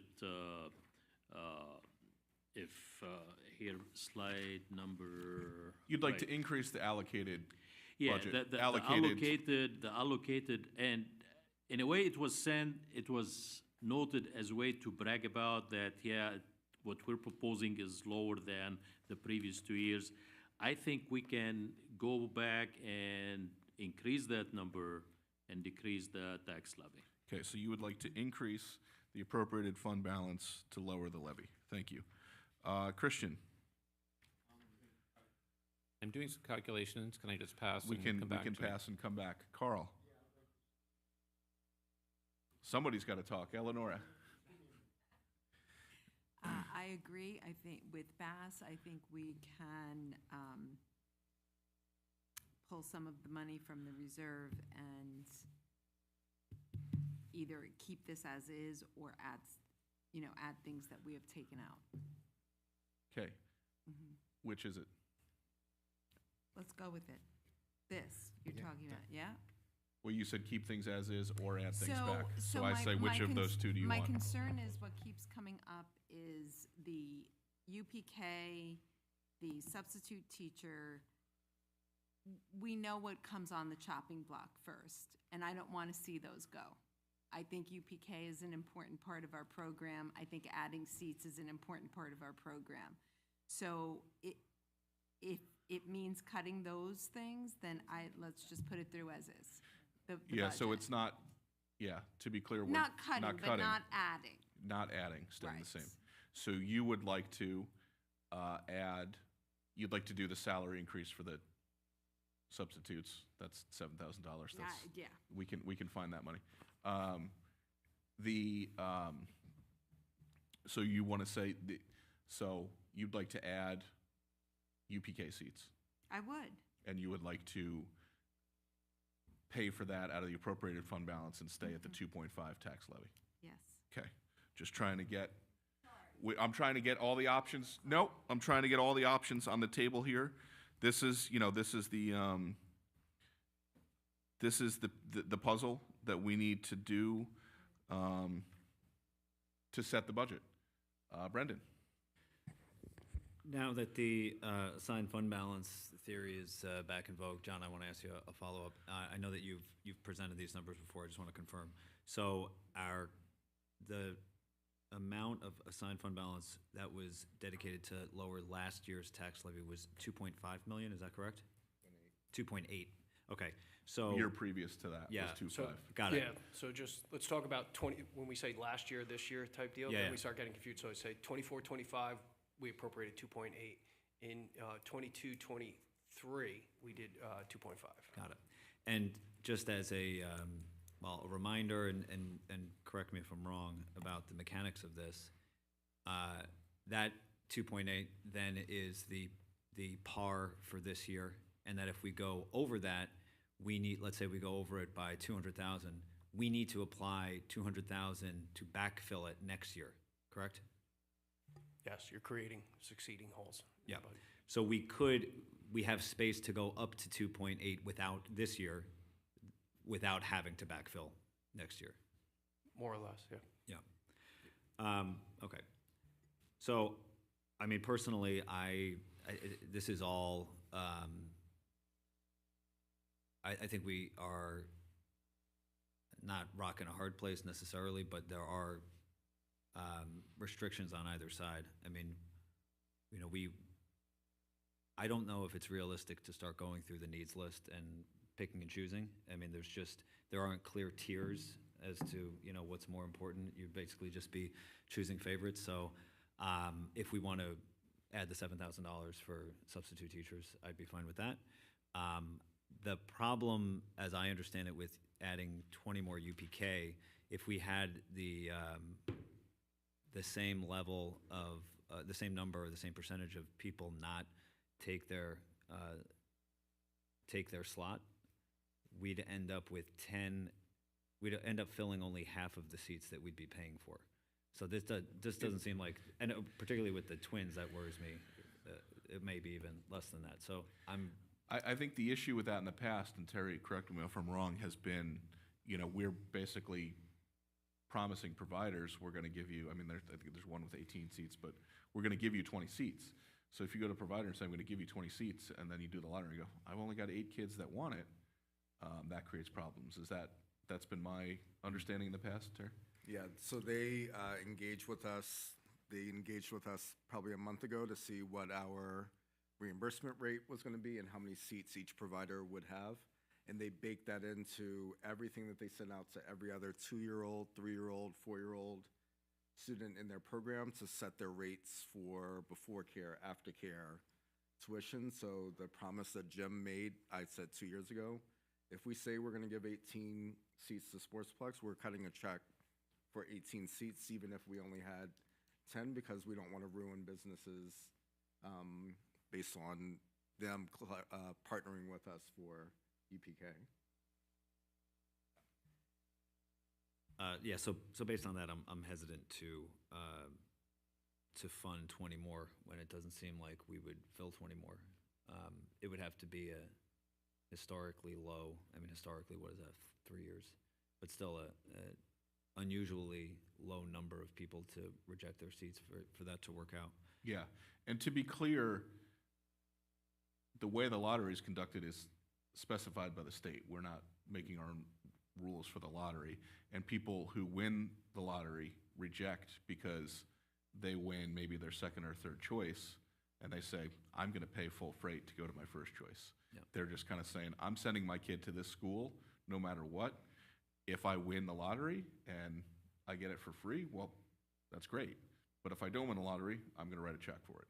So that's why there's people rejecting seats. It's not that they're saying, I don't want to do it to my kid. It's just saying, no matter what, I'm sending my kid to this school because this is my chosen institution. And if the school district cuts a check instead of I do, great. Yeah. So back to the answer Yes. that you're seeking. Yes. So I generally to clarify, if we put a budget to the public and it's voted down, we don't immediately go to contingency. We would have the option to modify the budget Absolutely. and put it in front a second time. Yes. So I would like to hold on to some gunpowder, so to speak, for that, Right. if it came to that. And applying the fund balance at that stage would be a move that we could make to lower the tax levy and put it out a second time. So for now, I'm fine with sitting where we are here, the 7,000 for substitute, right? A good addition, and then put that to the public. If that passes, we have funded our programs. We're in a strong fiscal position for next year. If it doesn't pass, we have options. So in short, plus substitute pay increase, 2.5% tax levy, fund that $7,000 out of the Yeah. rather than Negligible increase. rather than go to a 2.51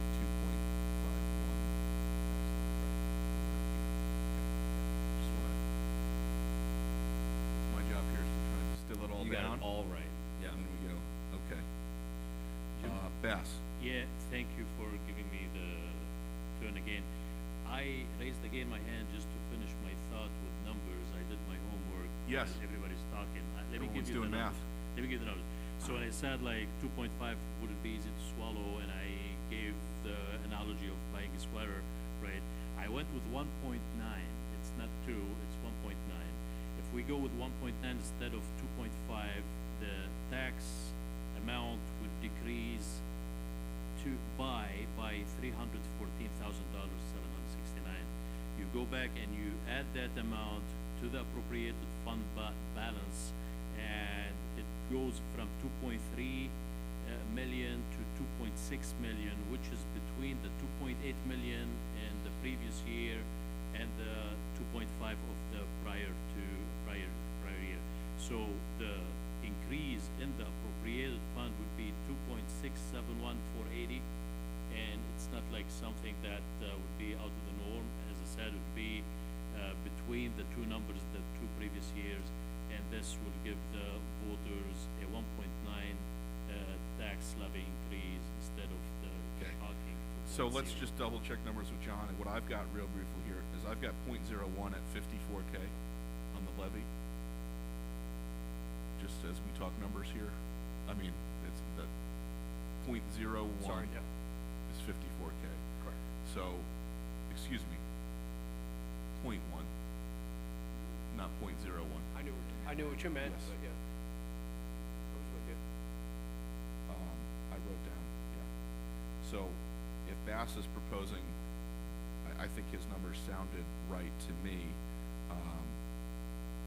of buying it, basically buying down with the appropriated to go to 1.9 would be 54K times 6 would be 324. So round numbers here, taking the tax levy to 1.9 and taking that appropriated fund balance from 235 up to 26, 267, 268, whatever it may be. Does that sound right to you? About, yeah, I think we'd like to run through all the calculations again, but yes, I understand the concept of borrowing from fund balance, right? Right. I'm using the term borrowing, Yeah. because, short term, and then reducing that tax levy. Yes. Okay. Christian, have you done your, please? Based on Yeah. that scenario. So can you just quickly walk us through again, we're borrowing the money, when are we paying it back and how are we getting the money to pay it back?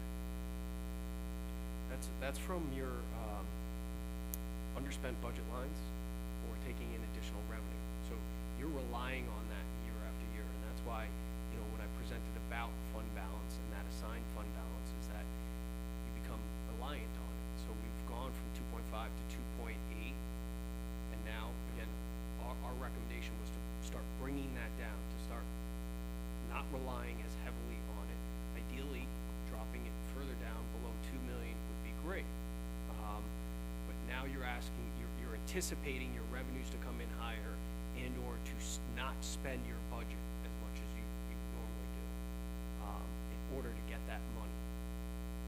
And that money is not currently, or is it, it's not rolling over from this year. It is genuinely like we're hedging our bets that we're gonna have it next year. Correct.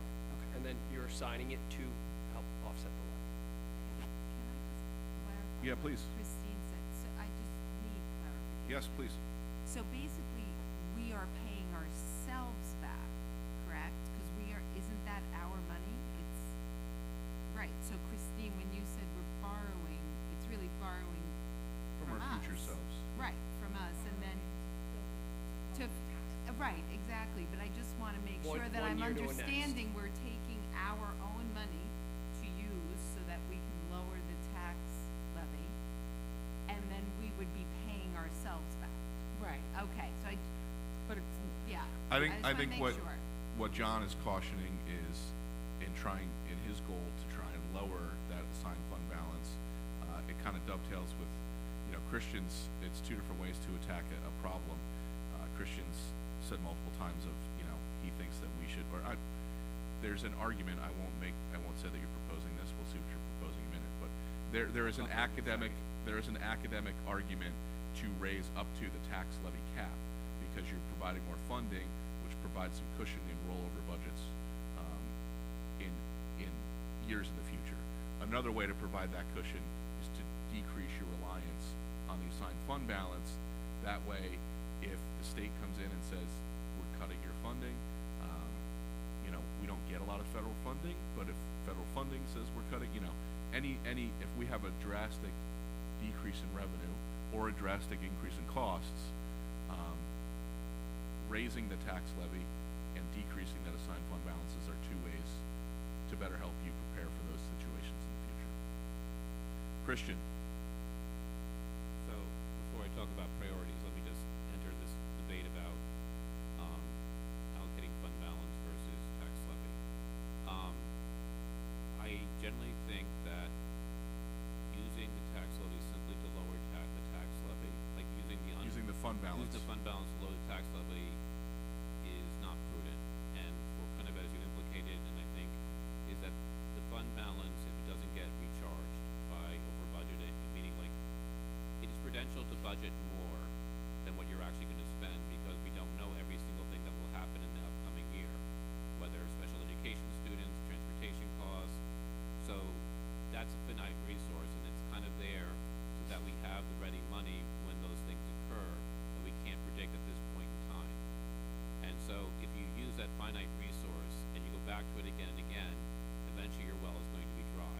Now, given past recent experience, we're probably going to I'm sure that there is some slack built into the budget because that's prudential budgeting, and there probably will be some money left over at the end of the year, and that might recharge it a little bit, but that's, history does not predict the future. And so that's why I would not use that as a policy, simply just to lower the tax levy in an individual year. And the second thing is what you were alluding to, is that if you use the fund balance, it kind of restricts our fiscal capacity going forward. And that was a question I asked before, and Dr. Timms talked about this, about what you do is you basically make it harder and harder, so you either have two choices: you're going to cut programming, or you're going to have a huge tax levy increase if you want to keep the current programming. And I don't want to hand that situation to future boards for the convenience of this year. That's just my perspective. So so that's just kind of, I would rather use the up to the 3.08 that we have, because in the last 4 or 5 years we've gone well below that, and I think that there has to be a little bit of rebalancing on that. So I would rather address needs that we have now as much as we can, because I'm relatively confident the community, if we make that argument that this is really, as most districts do, somewhere between 2 and 3 when they can, is not necessarily out of line with what school districts do in our region. So from that to my priorities. So as people said before, and because I proposed it, yes, I think the substitute, the uncertified substitute teacher compensation increase is a good idea.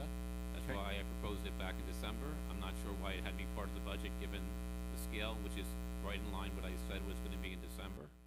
And people voted against it some people voted even less against it at the time.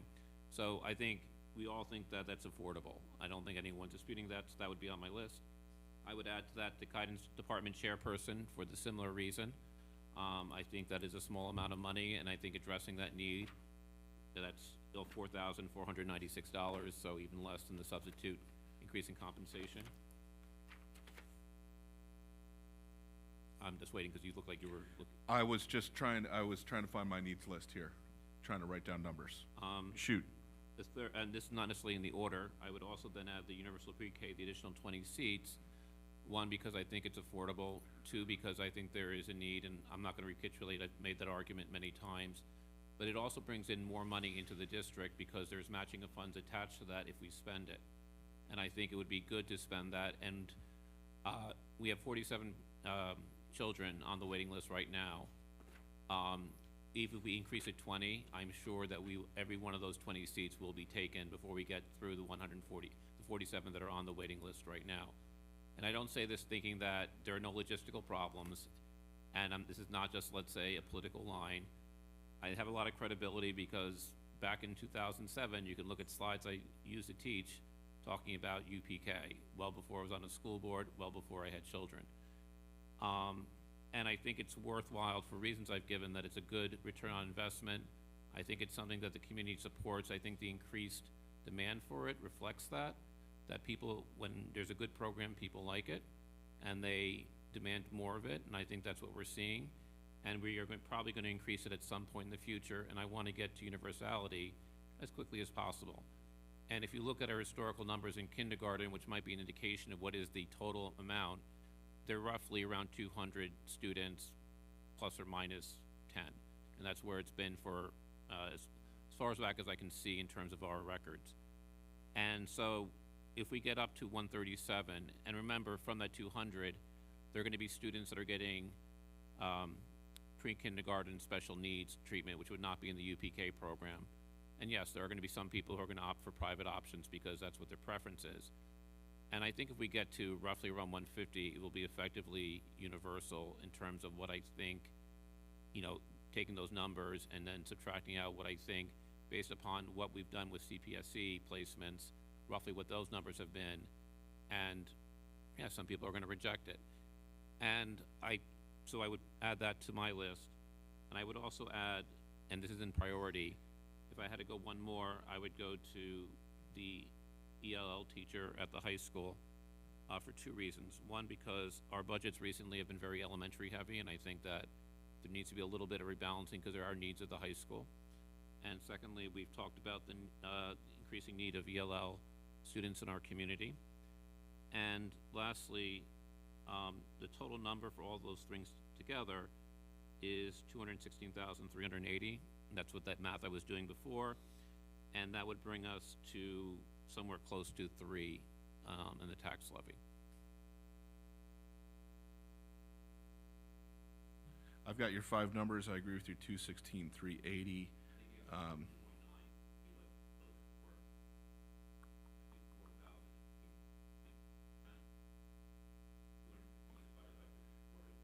It's 4, so it gets you to 2.9, back of the envelope.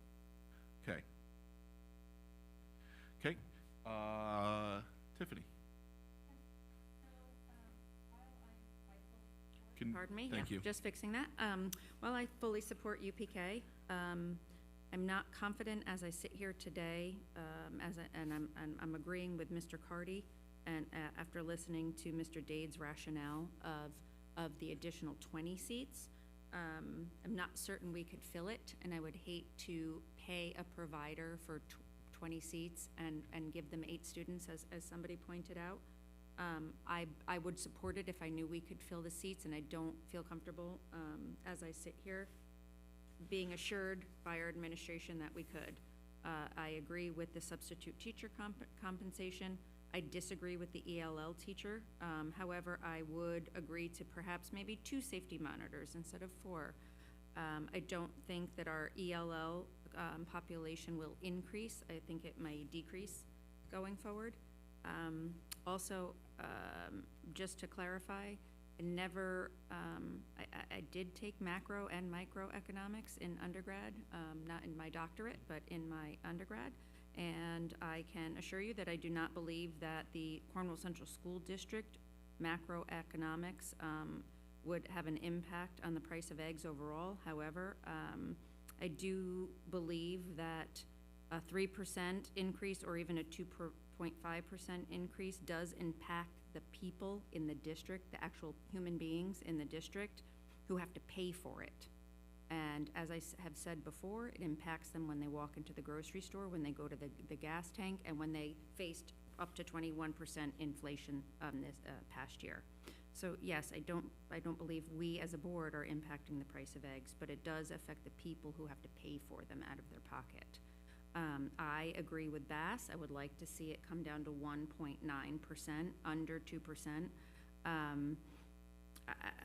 I just don't see how now, as people are struggling financially, is the appropriate time to hit them with a 2.5%, or as one member suggested, a 3% increase.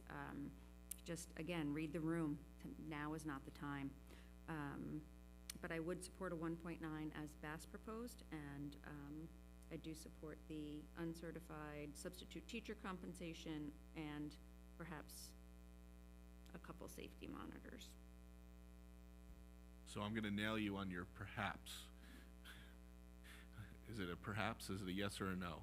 Because if you wanna do that in conjunction with a 1.9, you're gonna run that assigned fund balance up. Not necessarily if we look and cut in other ways, and I can rely on our administration to look at other ways for them to look at our needs and prioritize, you know, everything that we're facing, the money that we get from the state, which remains undetermined, however, is hopeful for Tuesday, from what I'm hearing tonight. So we can prioritize and reallocate where necessary or where they think that we can do it. As I sit here, I'm not the person who, though we make the decisions as a board and I have input, I'm not in the nitty-gritty of it every single day, and that's why we hire the best and the brightest to run our district, and I'm hoping that they can figure that out.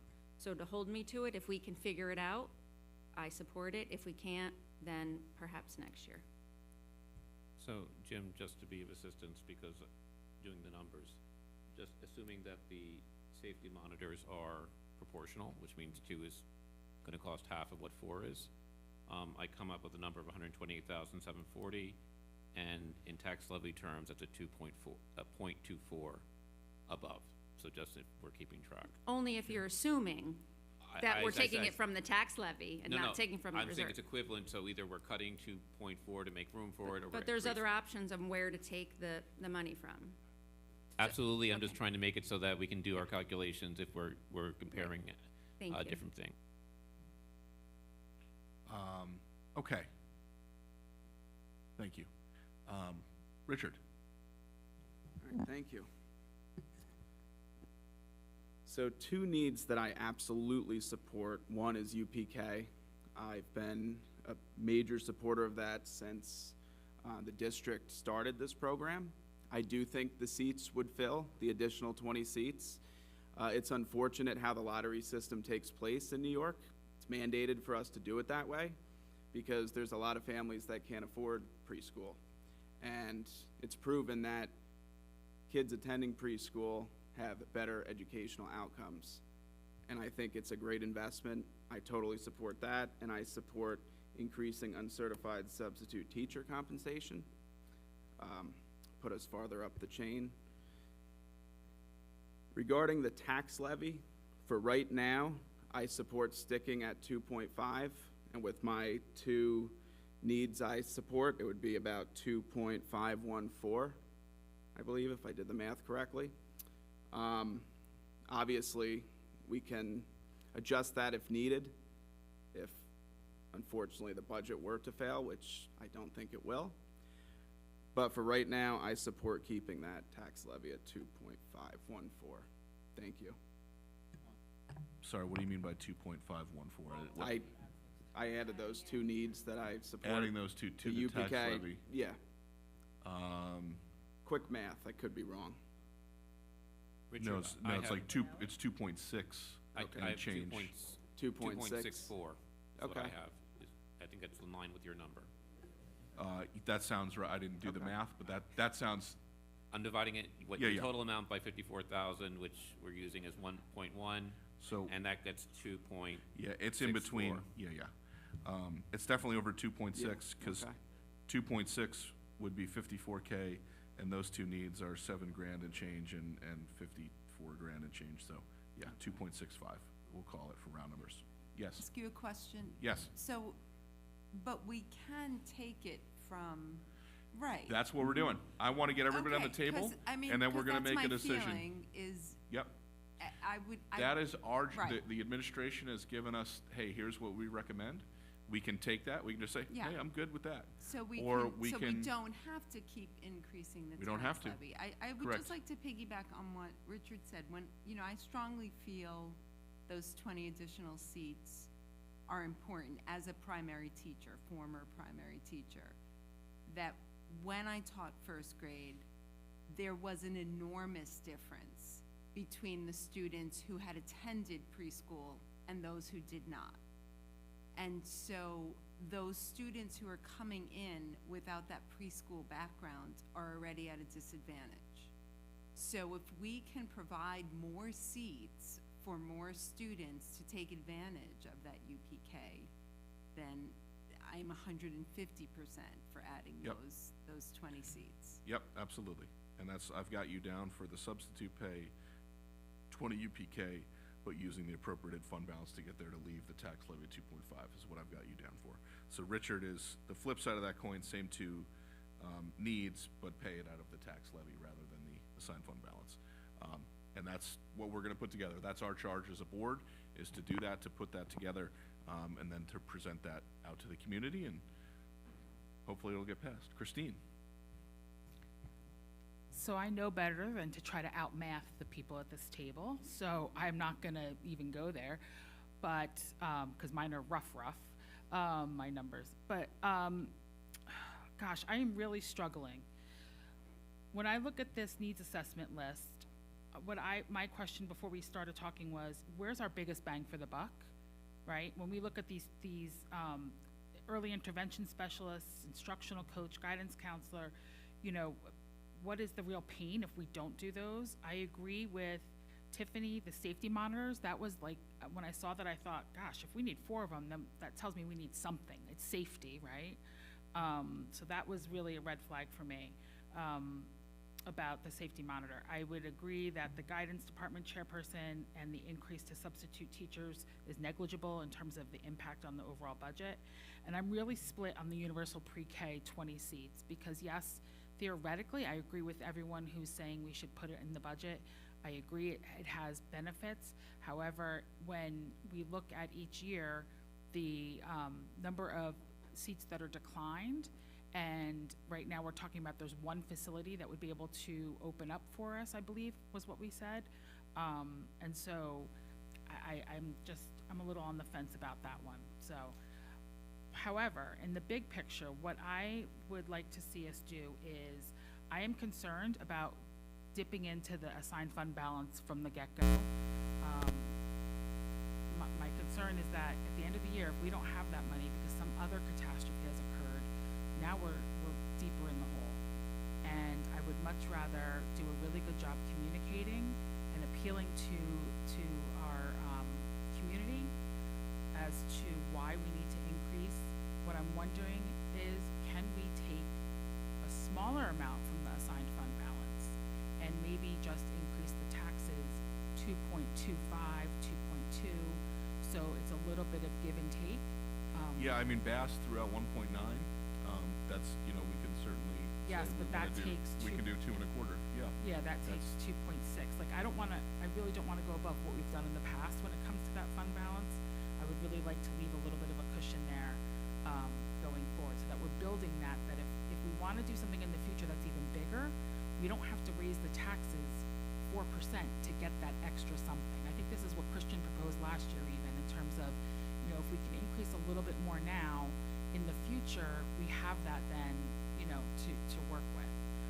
So I guess a long way of saying, I would like to see us land somewhere around 2.25, use the money from the assigned fund balance to get us what we need, and then we also have some in the fund balance in case we need to go back and redo Right. the budget. So you're, so 2.25 of the levy, I understand that, additions.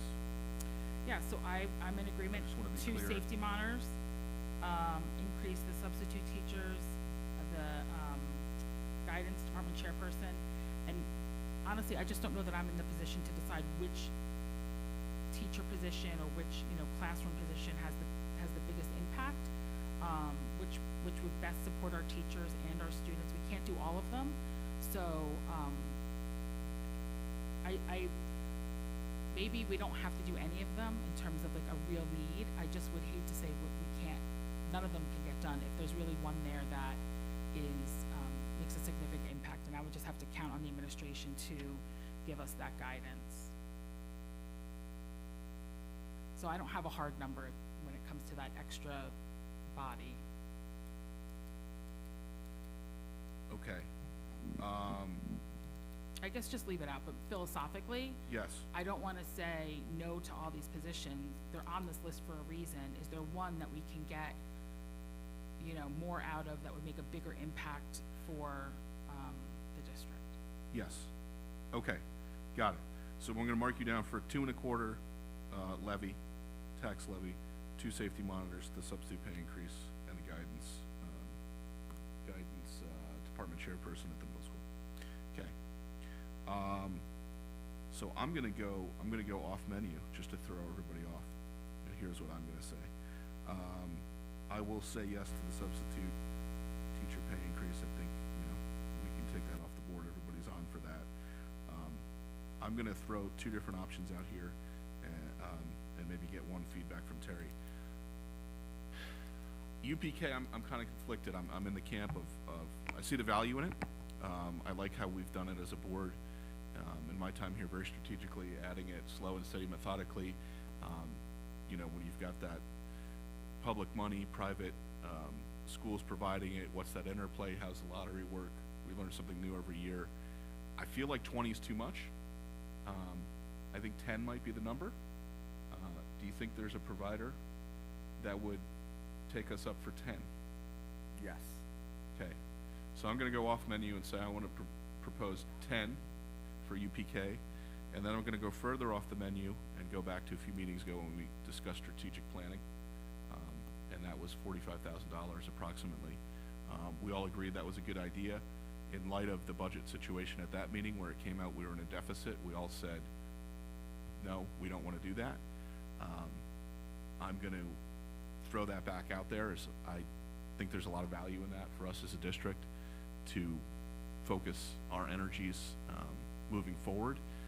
I think ultimately that initiative will save us money as a district to make sure that we're all working together and rowing in the same boat. It will garner a lot of community involvement, and I think it's worthwhile. So for my needs, that comes to 87,000 total, which is about a 0.15.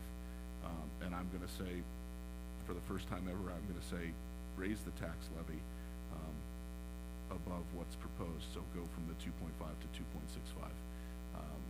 And I'm gonna align with Mr. Fink's argument that decreasing that allocated fund is a good thing for us to do as a district. So that's my proposal. So if I can just, we'll kind of get broad themes here. I think we'll take the substitute pay. Did I get Carl? Thank you. Carl asked to be skipped, and I didn't go back to you, Carl. Is the microphone on? Sorry. I'm good with the, you know, what I say. I want to support the universal pre-K program, and the, let's see here, it was the substitute teacher compensation. Yep. And that's it. Other than that, Okay. I'm good. You want to pay for that? You want to join the Eleonora camp of pay for that out of the allocated fund balance? Yes. Or the Richard camp Yes. of pay for that out of the tax levy? Yes, I'd like to pay out of Eleanor's suggestion. Okay.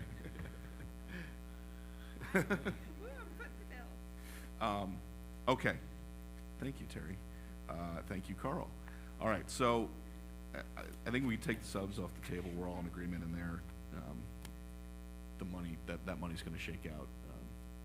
I don't think we need to argue about if that's gonna come out of the tax levy or the assigned fund balance. That's gonna work itself out, so. We're all in agreement with that line item, adding that? Yeah. Yes, okay.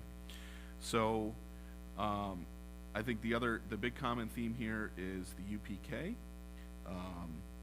I would like to, we'll come back to that. I wanna tackle some, outliers here. So I wanna get everybody's buy-in on UPK, up or down.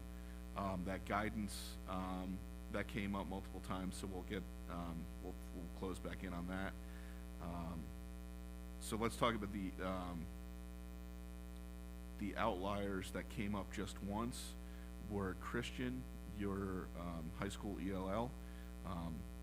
I guess thoughts on that from other members? Let me just say, like, ELL is if you had to rank the priorities, would be the last. It's more in the idea that I think we should spend more, so it's tied to the idea of addressing needs, and this would be just the one I would pick.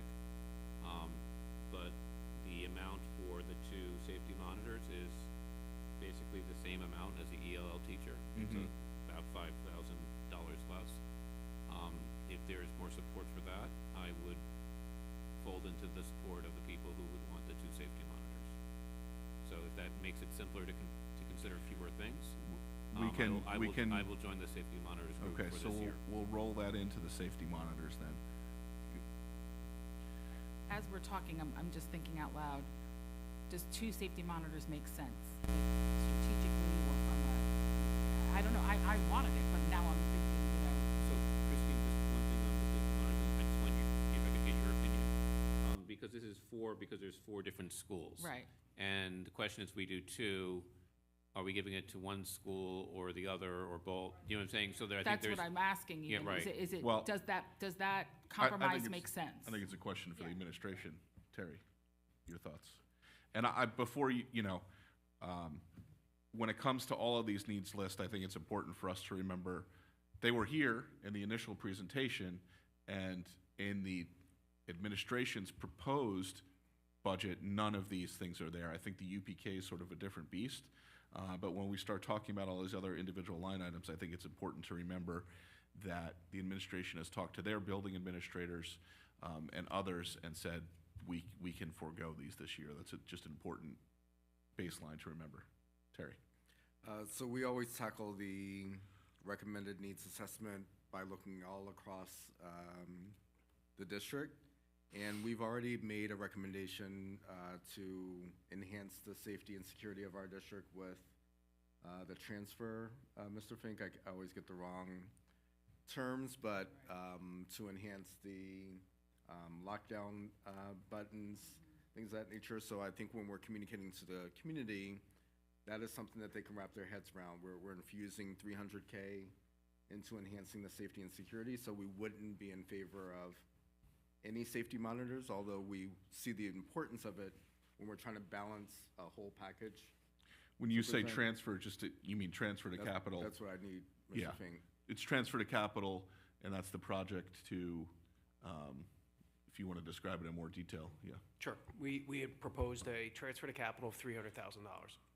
That project would include panic buttons and strobe lights and various safety measures to enhance the safety and security of our buildings, some of our upgrades and the servers necessary to support that. So we would move forward with that project, and that would be, again, all-encompassing for all of our buildings. And then provide, phone access and cell phone access to our administration in order to safely and securely lock a building on a moment's notice. Thank you. And I'll add, in addition to that, in prior years, we had a project, which I think is still ongoing, I don't know if it's completed yet, but to replace classroom doors, really in almost every building except the high school. The high school met the current requirements code, but replacing classroom doors in a lot of our older buildings to make them more secure.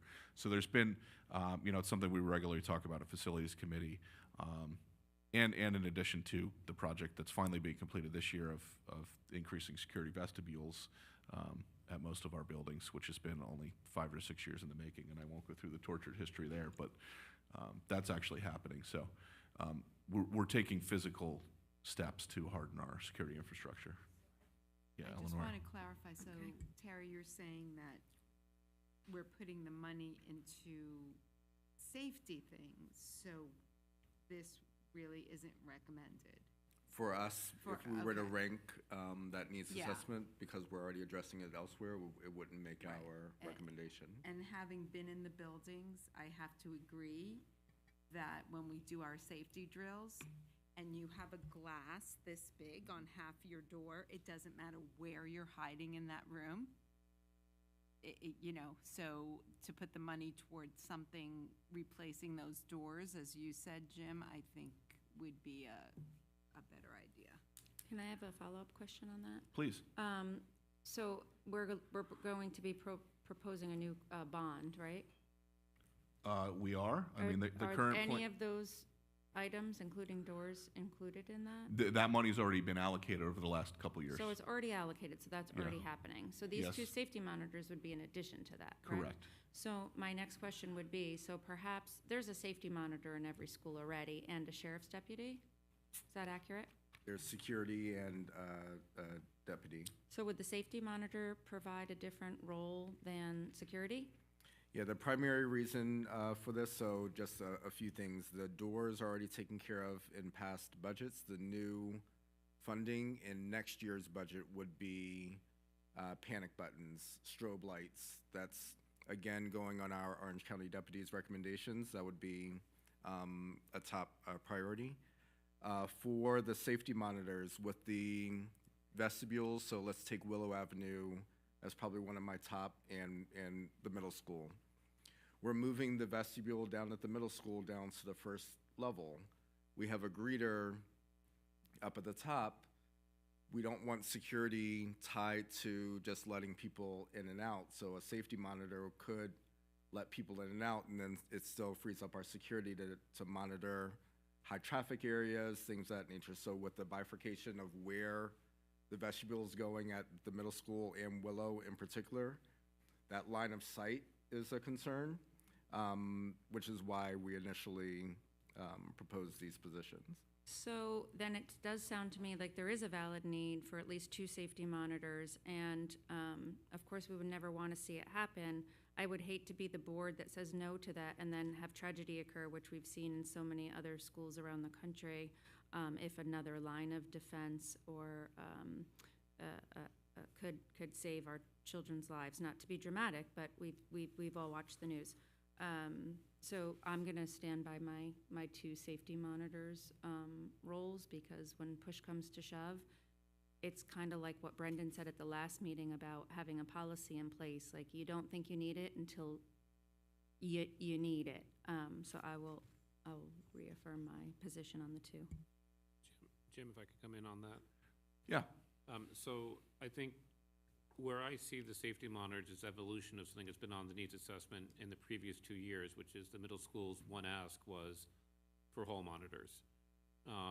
In the previous year and the year before it was there, it was asked for more than once, and I think this is an evolution of that same function. And I think the other value to this is that it's not simply, as Ms. Galliano referred to, the emergency situations. It also makes some of our other things, like teachers, relieves them of doing that, helps them focus on what they're doing by having people in the hallways. And essentially, we're increasing the efficacy of some of our other assets, meaning our teachers and staff, because it frees them to do other things and focus on those things better. And so I've always seen it in that way, in addition to what you're referring to. So, when you have to make choices, you're going to choose against something worthy. And, ELL would be my first choice, but I would also still support the 2 safety monitors in that slot. Just the last thing I just want to say, just because I want to make sure that you all know why I put my head down and sleep well at night, is I've never seen a district, and this was far before I got here, invest in armed deputies in every single building. You just don't see it. Cornwall made that investment, so when you talk about a tragedy, this community made an investment a long time ago. You would never see an armed deputy at every elementary school, with one building being 230 students, another being 240. So again, I'm the son of a law enforcement. You'll never hear me argue against it. I'm just saying, when I wrap my head around the investments that our community has made, I do sleep well at night knowing the personnel. And this really came to be, to Christian's point, the middle school asked for 5 hall monitors. This really is because of where the vestibules are now being located, of how can we free up personnel. So it's not, these aren't armed people. This is not, if that's what we're trying to get at, that's not gonna do it. This is really to free up eyes on and not tie someone to the vestibule. So that's just, when I think of Cornwall as a dad, there's no greater investment, in my opinion, than those armed deputies in every single building. Mr. Day, can I just clarify just what you said? So you are seeing this as an evolution of what the hall monitors and freeing up staff, or you're seeing it more as a security in terms of what the ask is for here on the line?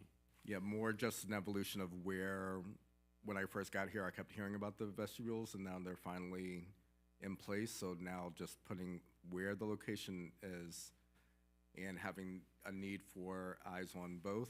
We know that we can reallocate staff to make it happen, but this request came out of the location of those vestibules. Okay, thank you.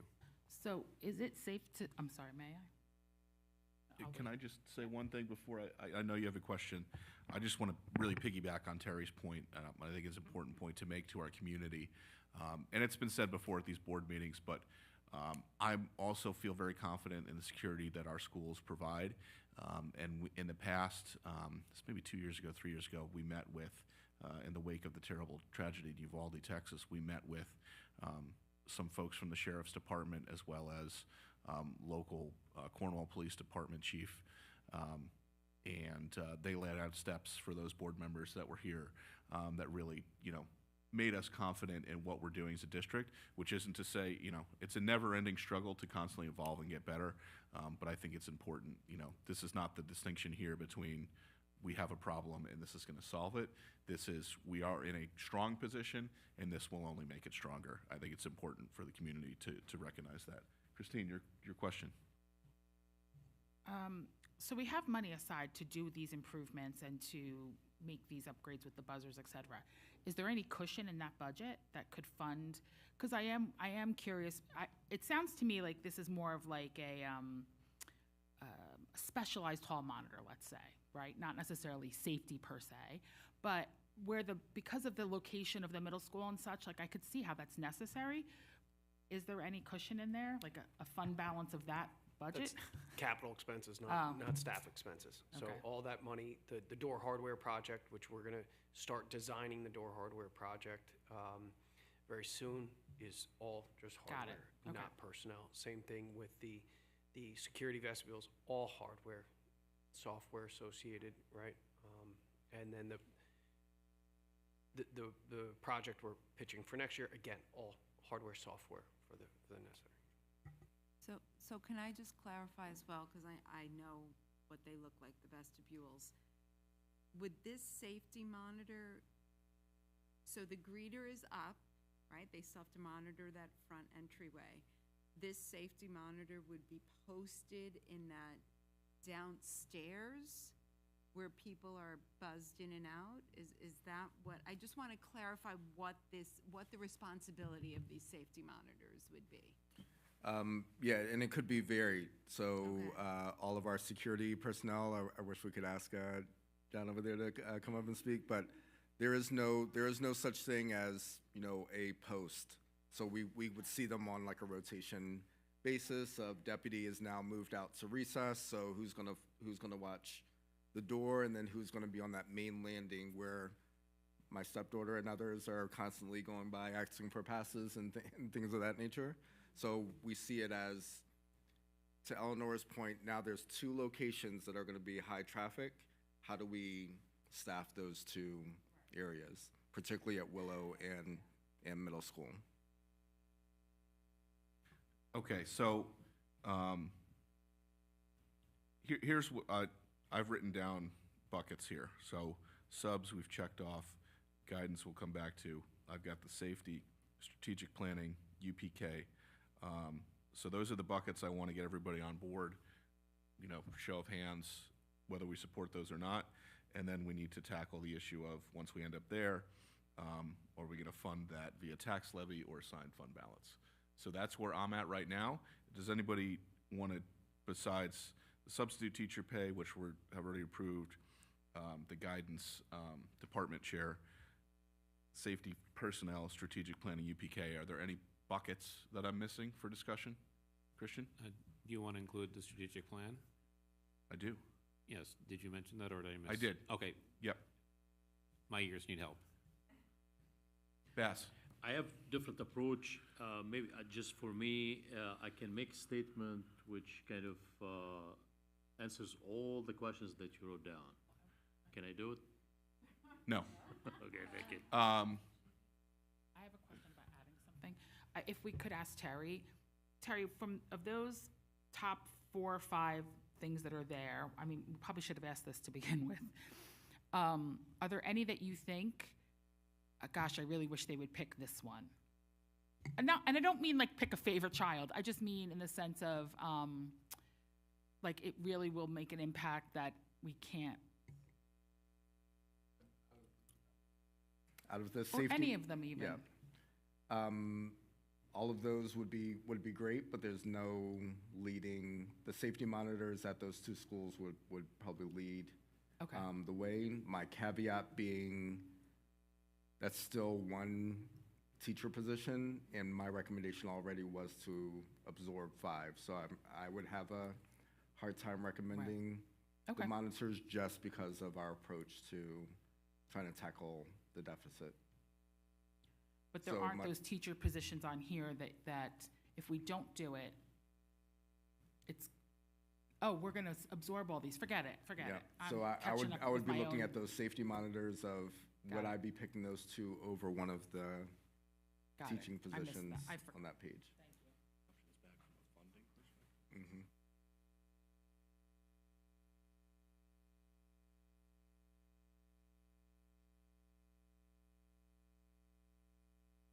Okay, so, since we're on the safety, let's just go,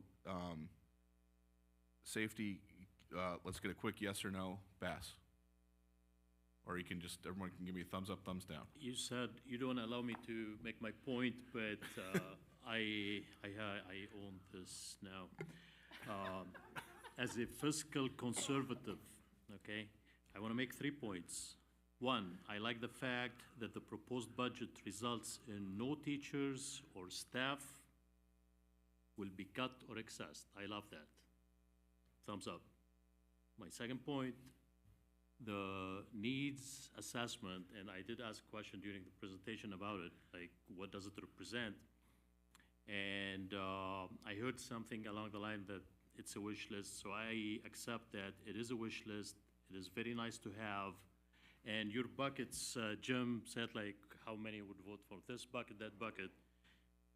I insist on that being a wish list, nice to have, maybe next year's budget, not this budget. And I finish with this, reiterating that I like the tax levy to be sealed at the 1.9 as a psychological Okay. factor, and make that difference up from the appropriate fund.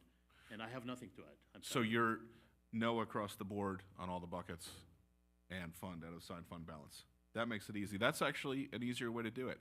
Let's just get everybody to give me out of the buckets, well, I think we can just do thumbs up, thumbs down. We've beaten it to death. So safety, we've got to know safety.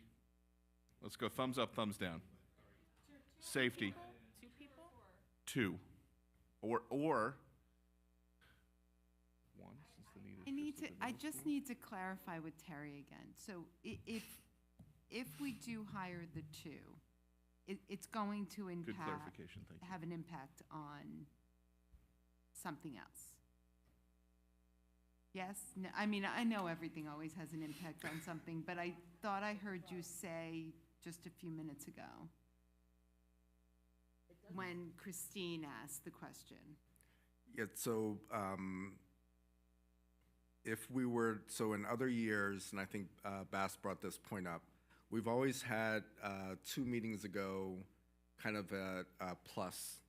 We're working with 312K. How might we address some of the needs?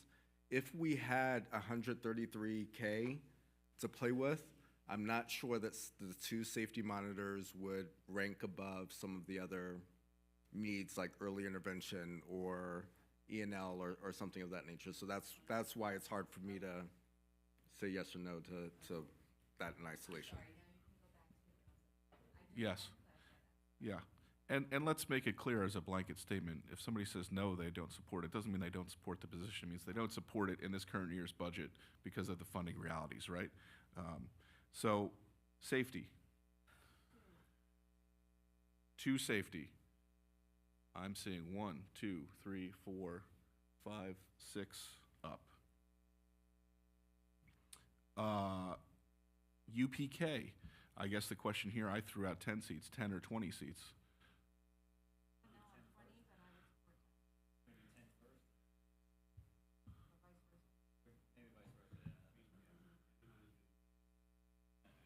Okay. UPK 20. 1, 2, 3, 4 yeses, so that is not enough. UPK 10.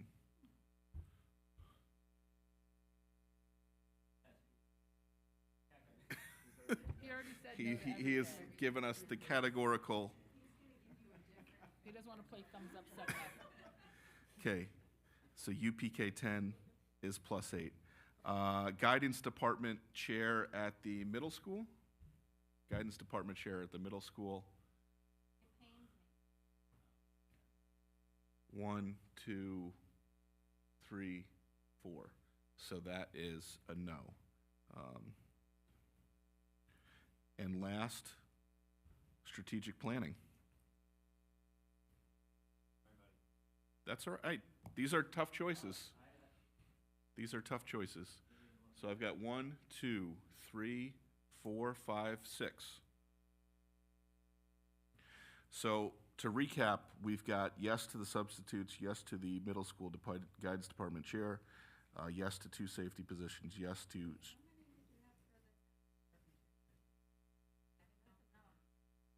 I'm sorry.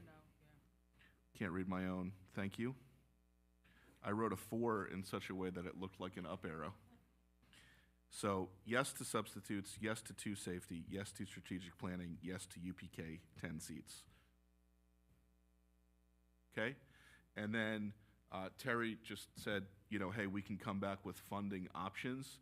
I think it's important for us, we're not going to set that funding tonight, but important just to give a, we can nail down the exact numbers at our next meeting, but just to get an indication from folks if they would like it to come out of the tax levy or the assigned fund balance. And the answer may well be a mix of both, but just giving an indication, we'll give them, you know, perhaps you'll present us with an A, B, and C, or an A and B, but we'll give you some indication there. Bass, I'm going to put you down for assigned fund balance. Tiffany, I'll put you down for fund balance. Christian, I can put you down for tax levy. Carl, tax levy or fund balance? Oh, well, I mean, a lot of folks are already on record. Eleonora's on record for fund balance. So you'd go to 2.5. If we want those needs, it's needed. Yeah. Everything that we just talked about, the additions we made, and Terry just tallied up the number. Yeah, about 215K was my math. Mr. Fink, I don't know if you were calculating. I didn't do the math. I'm just gonna sit with the spreadsheets and I'll go back to the drawing board. I think you're right. Yeah. Some options with tax levy, some options with fund balance, some options with balance. And if my April Fool's joke comes in and the state says we're gonna get, you know, $250,000, we're right here. Yeah. So if it's 215, that's roughly 0.4%. So if all tax levy would go from 2.5 to 2.9. Back of the envelope. Don't hold me to that, but and again, we're going to present options to look at each. So, Brendan, levy, fund balance. Do you want to guess? Fund balance. I would be a mixture. I would want to. We'd have to hold ourselves to some rules. So I'd put the fund balance no higher than 2.5, and then the rest tax levy, which would amount to about 2.5 from. I'm sorry, 2.5 from the assigned fund balance. 2.5 million. Up to 2.5, which would add 130,000 of that 215, and then fund the rest out of the tax levy. So we have some. So a tax levy of 2.7 and the rest with fund I think it would be like 2.6 something, but yeah. Yeah. So that's it. We're gonna. That's a half and a half. I'll skip to the end and say that's what I was going to suggest. So, Richard. Levy, but I'm okay with the half-half. Okay. Christine. 2.5 tax levy, and then anything else is the fund balance. Okay. So we've got 4 for fund balance, 2 out of the levy, and 2 dipping their toes into each pool. Those of us who have been on the board the longest, splitting the baby. So good. I think that leaves us in a good place. I thank you, everybody. It's a long discussion, but you know, obviously, it's one of the most important jobs that we have is to put this forth to the voting public. So We will hopefully wrap this up next week. To your point, John, we may get a happy surprise from the state. It happened last year. The odds of it happening 2 years in a row, I don't have a lot of hope for it, but there we go.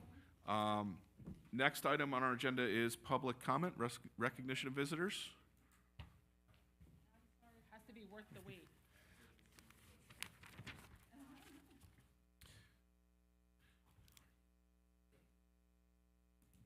Am I on? There we go. John Hines, CCTA president. First of all, the association will absolutely support a 2.5% tax levy, 2.6. I'd like to take credit for the 70% approvals based on our postcard, texting, and calling campaign. I'll give ourselves a little bit of credit for that. I do need to point back to 3 years ago, this board made a choice to do a 0% tax levy.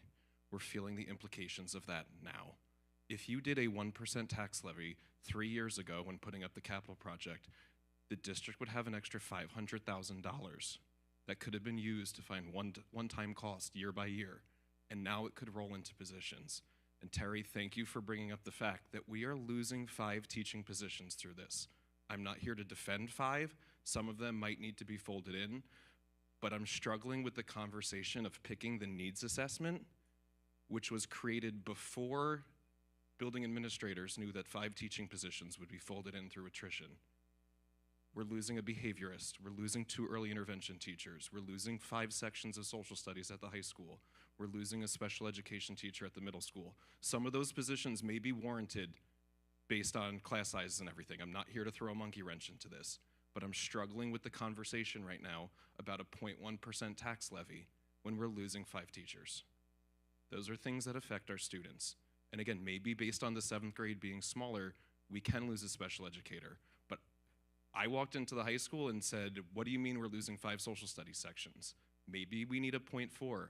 I don't know what the answer is, but I am struggling with the conversation that just happened for an hour and a half regarding picking and choosing from the menu, when that's the reality of we wouldn't have to be picking and choosing if this board 3 years ago decided to do a modest 1% tax levy to fund our schools. I'm gonna stop there. I will comment that I'm glad that we can all agree $7,000, $4,000 is negligible. I'm glad we can agree that's gonna get folded into the budget, and I look forward to seeing your future discussions. Thank you, Mr. Hines. Anybody else? All right, thank you for that. And our final item is closing comments from the BOE. Jim, Bass. I have to leave. Bass, would you be so kind as to let me go first since I have to go that I have to depart? I don't have any comments. No. Oh, would you mind me going next and taking your Tiffany, turn? go. Christian, I guess it would be. We'll go. Thank you. We'll ping pong it. Thank you so Thank much. you, I Bass. appreciate your courtesies. Tiffany. I am just going to briefly say thank you, everyone, for your participation. I appreciate this cordial, professional discussion regarding the budget, which is one of our most important jobs. Also, the Cornwall Elementary School Toy Story Room sounds fantastic, and I wish I was in that classroom. Also, administration, I fully support painting the senior parking spots. I think it's so much fun for the seniors. It's done a lot of places, and it really boosts morale a lot. Thank you. Christian. So Ms. Galliano is still one of my points about the painting parking spots, but I'll just echo that in the sense that I've been at schools that have done this. It has definitely been a positive thing. Obviously, there's some things where you might have some prior approval of certain designs. I think we need to work out whether the class can charge $10 for a spot since they're not their spots, but whatever the legalities of that is, but that's a minor issue. But I think this is a worthy initiative that we should not get in the way of, and I think it will solve, I think, other problems. So, for example, when you paint your spot in a certain way and you have a designated spot, no one takes your spot. Because it's very clear that I painted it and this is my spot, and I can tell you that the number of headaches that were solved by simply people clearly designating their spot at other places was an additional benefit from it. And perhaps what we can do is provide some of the materials, because usually what they did is they would paint over the spots every year with a solid background, and that generally was provided by the school or a budget, and you can use interior paint because it's only there for a year. So, on that, I'm just going to cite two facts related to UPK. In New York State, the average child care for a single child for a 4-year-old is just shy of $15,000 for a family. And that amount will probably get paid by someone. And I think UPK, in addition to what it does for the child and for the student, I think is worthy of supporting because of how it impacts other things. And that if you look at UPK or providing those things, if you did it really universally, the amount that it frees working mothers to go in, earn money, increase the tax base, is one reason why it pays for itself. And the last point on that, and what has been made about UPK in the past, is that the primary impact of education is not the education you earn yourself, but the education of others, and how that helps set your higher wage level. And it's important that when we spend on other people's education, we're really also helping ourselves. Thank you. Thank you. We'll ping pong it back. Richard. It's already been a long meeting, so I'm just going to say yes to the parking spots being painted. I think that's been discussed for a couple years now. I'm glad to see them come up and bring it to our attention and advocate for themselves. And thank you. That's it. Carl? I just got a couple things I wanted to bring up today, and I was hoping that Terry was still around. One of the things I'd like to see happen here is every meeting we hear from the girls down here about the sports, but we never seem to hear about the music, bands, stuff like that. I think I'd like to see some reports like that, not just basketball or hockey. I want to see something more on that. Maybe if somebody can bring that up to Terry. The other thing, too, and I thought that this was important for Terry, was I was part of a thing in BOCES. It was called the Odyssey of the Mind, and it is an awesome thing. I had the opportunity to work with one of the schools in the county, which was Middletown, and it was awesome. And I would really love for us to start to look into that for Cornwall. I think Cornwall, there was only a couple that I didn't know that didn't show up, and I saw Lewis and everybody there. But I just think that was something that I'd like us to look into for the future. It's called Odyssey of the Mind. Maybe you, Terry, Jim, you can pass that off to Terry to have somebody look into it. Did we do that? No, we don't. Okay. Yeah. We do not do it here. We did it previously. Okay. Yeah. A long time ago. And it was just, I'm telling you, if you've never been to it, you gotta go. It's just unreal. And I actually got to volunteer with Middletown School District, and it was awesome. That being said, the parking spots that were suggested are fine with me. Great. And I'll just say for clubs, a lot of it comes from student interest and building administration. Principal Wilhelm was here earlier. I would imagine she'll be watching on the replay, so she can take that. Assistant Principal Ray, if you want to bring that back to her tomorrow. Already, there you go. Yeah, if you Things just are really already look happening. into it, I would really Yeah. appreciate that. Thank you. Eleonora. Okay, so I'd like to start by saying parking spaces, absolutely. Juniors, soon to be seniors, I'd love to help you paint them, so just let me know, and I'll be there if we approve this. I also would like to reiterate what John said. That was kind of the question I was trying to ask Terry about the needs are great, but if it's going to impact those teaching jobs that are being lost and we need those jobs, then we have to go with what is needed as opposed to our wish list. And lastly, I'd like to tell all the teachers and students, hang in there, spring break is coming. Thank you. Brendan. Yeah, so first of all, John, thank you for all the diligence on the presentations. Really appreciate having all the timely information. Yeah, very impressed by the student presenters about the parking spots. Really won me over. Great job. Even did some of them without notes, which was impressive. Finally, I just want to very quickly recognize someone who does not get the public appreciation that she deserves, and that is our board secretary, Linda Mengerson. Linda is I have been on this board for 6 years. Linda is easily the most reliable district employee. This is due, with all due respect to all district employees currently in this room. She is clearly the most reliable and helpful person in this district. Anytime you have a request, you just ask Linda, and that request is done. Even if you give her like 12 hours before the request needs to be filled, she is always on top of everything. And every time she does it, she makes you feel like your problem is the most important thing that she's doing all day, even though she's solving those problems for 100 other people. So, Linda, thank you. You are respected and appreciated. And just really a magician. Yeah, I always feel bad, like, oh man, I'm really not giving her any time, and she just responds immediately. It's done. It's good. Happens. Yeah. Yes. And she doesn't get upset if you have to ask for your password reset more than once. So, Mr. Hines, thank you for sharing your perspective. I think it's helpful for us to have that insight. I love the idea of the parking spots. I tried to get my kids to like push for that last year, but I have an idea. Maybe the visitor spots, the board could sponsor one, or they could sell those spots for a higher rate to have people in the community sponsor it. Like they wouldn't own the spot, but you sponsor the spot. John, can we run the numbers on how many spots we'd have to sell?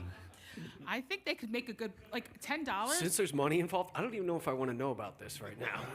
A lot of schools do it as a fundraiser. They're really public about it. Some of them are charging $100 a spot. I think you could do that for the sponsors. Mr. Scoofus could have a spot. I'm just saying. All right. Well, at any rate, You can build it into the. Oh, sorry. No, that's okay. Saying you can build it into their request for their parking spot and just increase the There you go. charge. I just want to mention something that I didn't have a chance with public comments. When we did our school visits, we observed a 7th grade classroom doing and learning about a Socratic method for questioning. And I was so impressed with these students and what they were learning to do.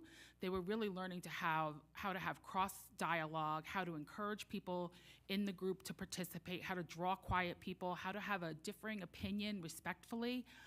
How to draw out different opinions. So, for work, I work with adults and try to teach them some things like this that don't always go well. And I'm asking, like, where do I get a copy of these questions, this list? Because it was so powerful to see it in action. And that was an advanced class, but I was told it happens in all English classes, I forget what they call it now, ELA classes in 7th grade. So just kudos to that level of instruction, thinking. It was really powerful. Thanks. Thank you. I think you folks have said it all. I'll just thank, everybody at the table, as well as the administration for, I think a really fruitful, productive budget conversation tonight. And, especially hats off to you, John. Always a little trepidation when you've got somebody new in the seat, and we're used to working with Harvey and how he presented things. And, as our work comes closer to a conclusion this year, the information you've presented and the way you've presented it has made our jobs possible here. So thank you for that. So with that, I would like a motion to adjourn. Got a motion. We'll take that as a second. All in favor? Aye. Aye. Any opposed? Any abstentions? Thank you very much. See you in a couple weeks.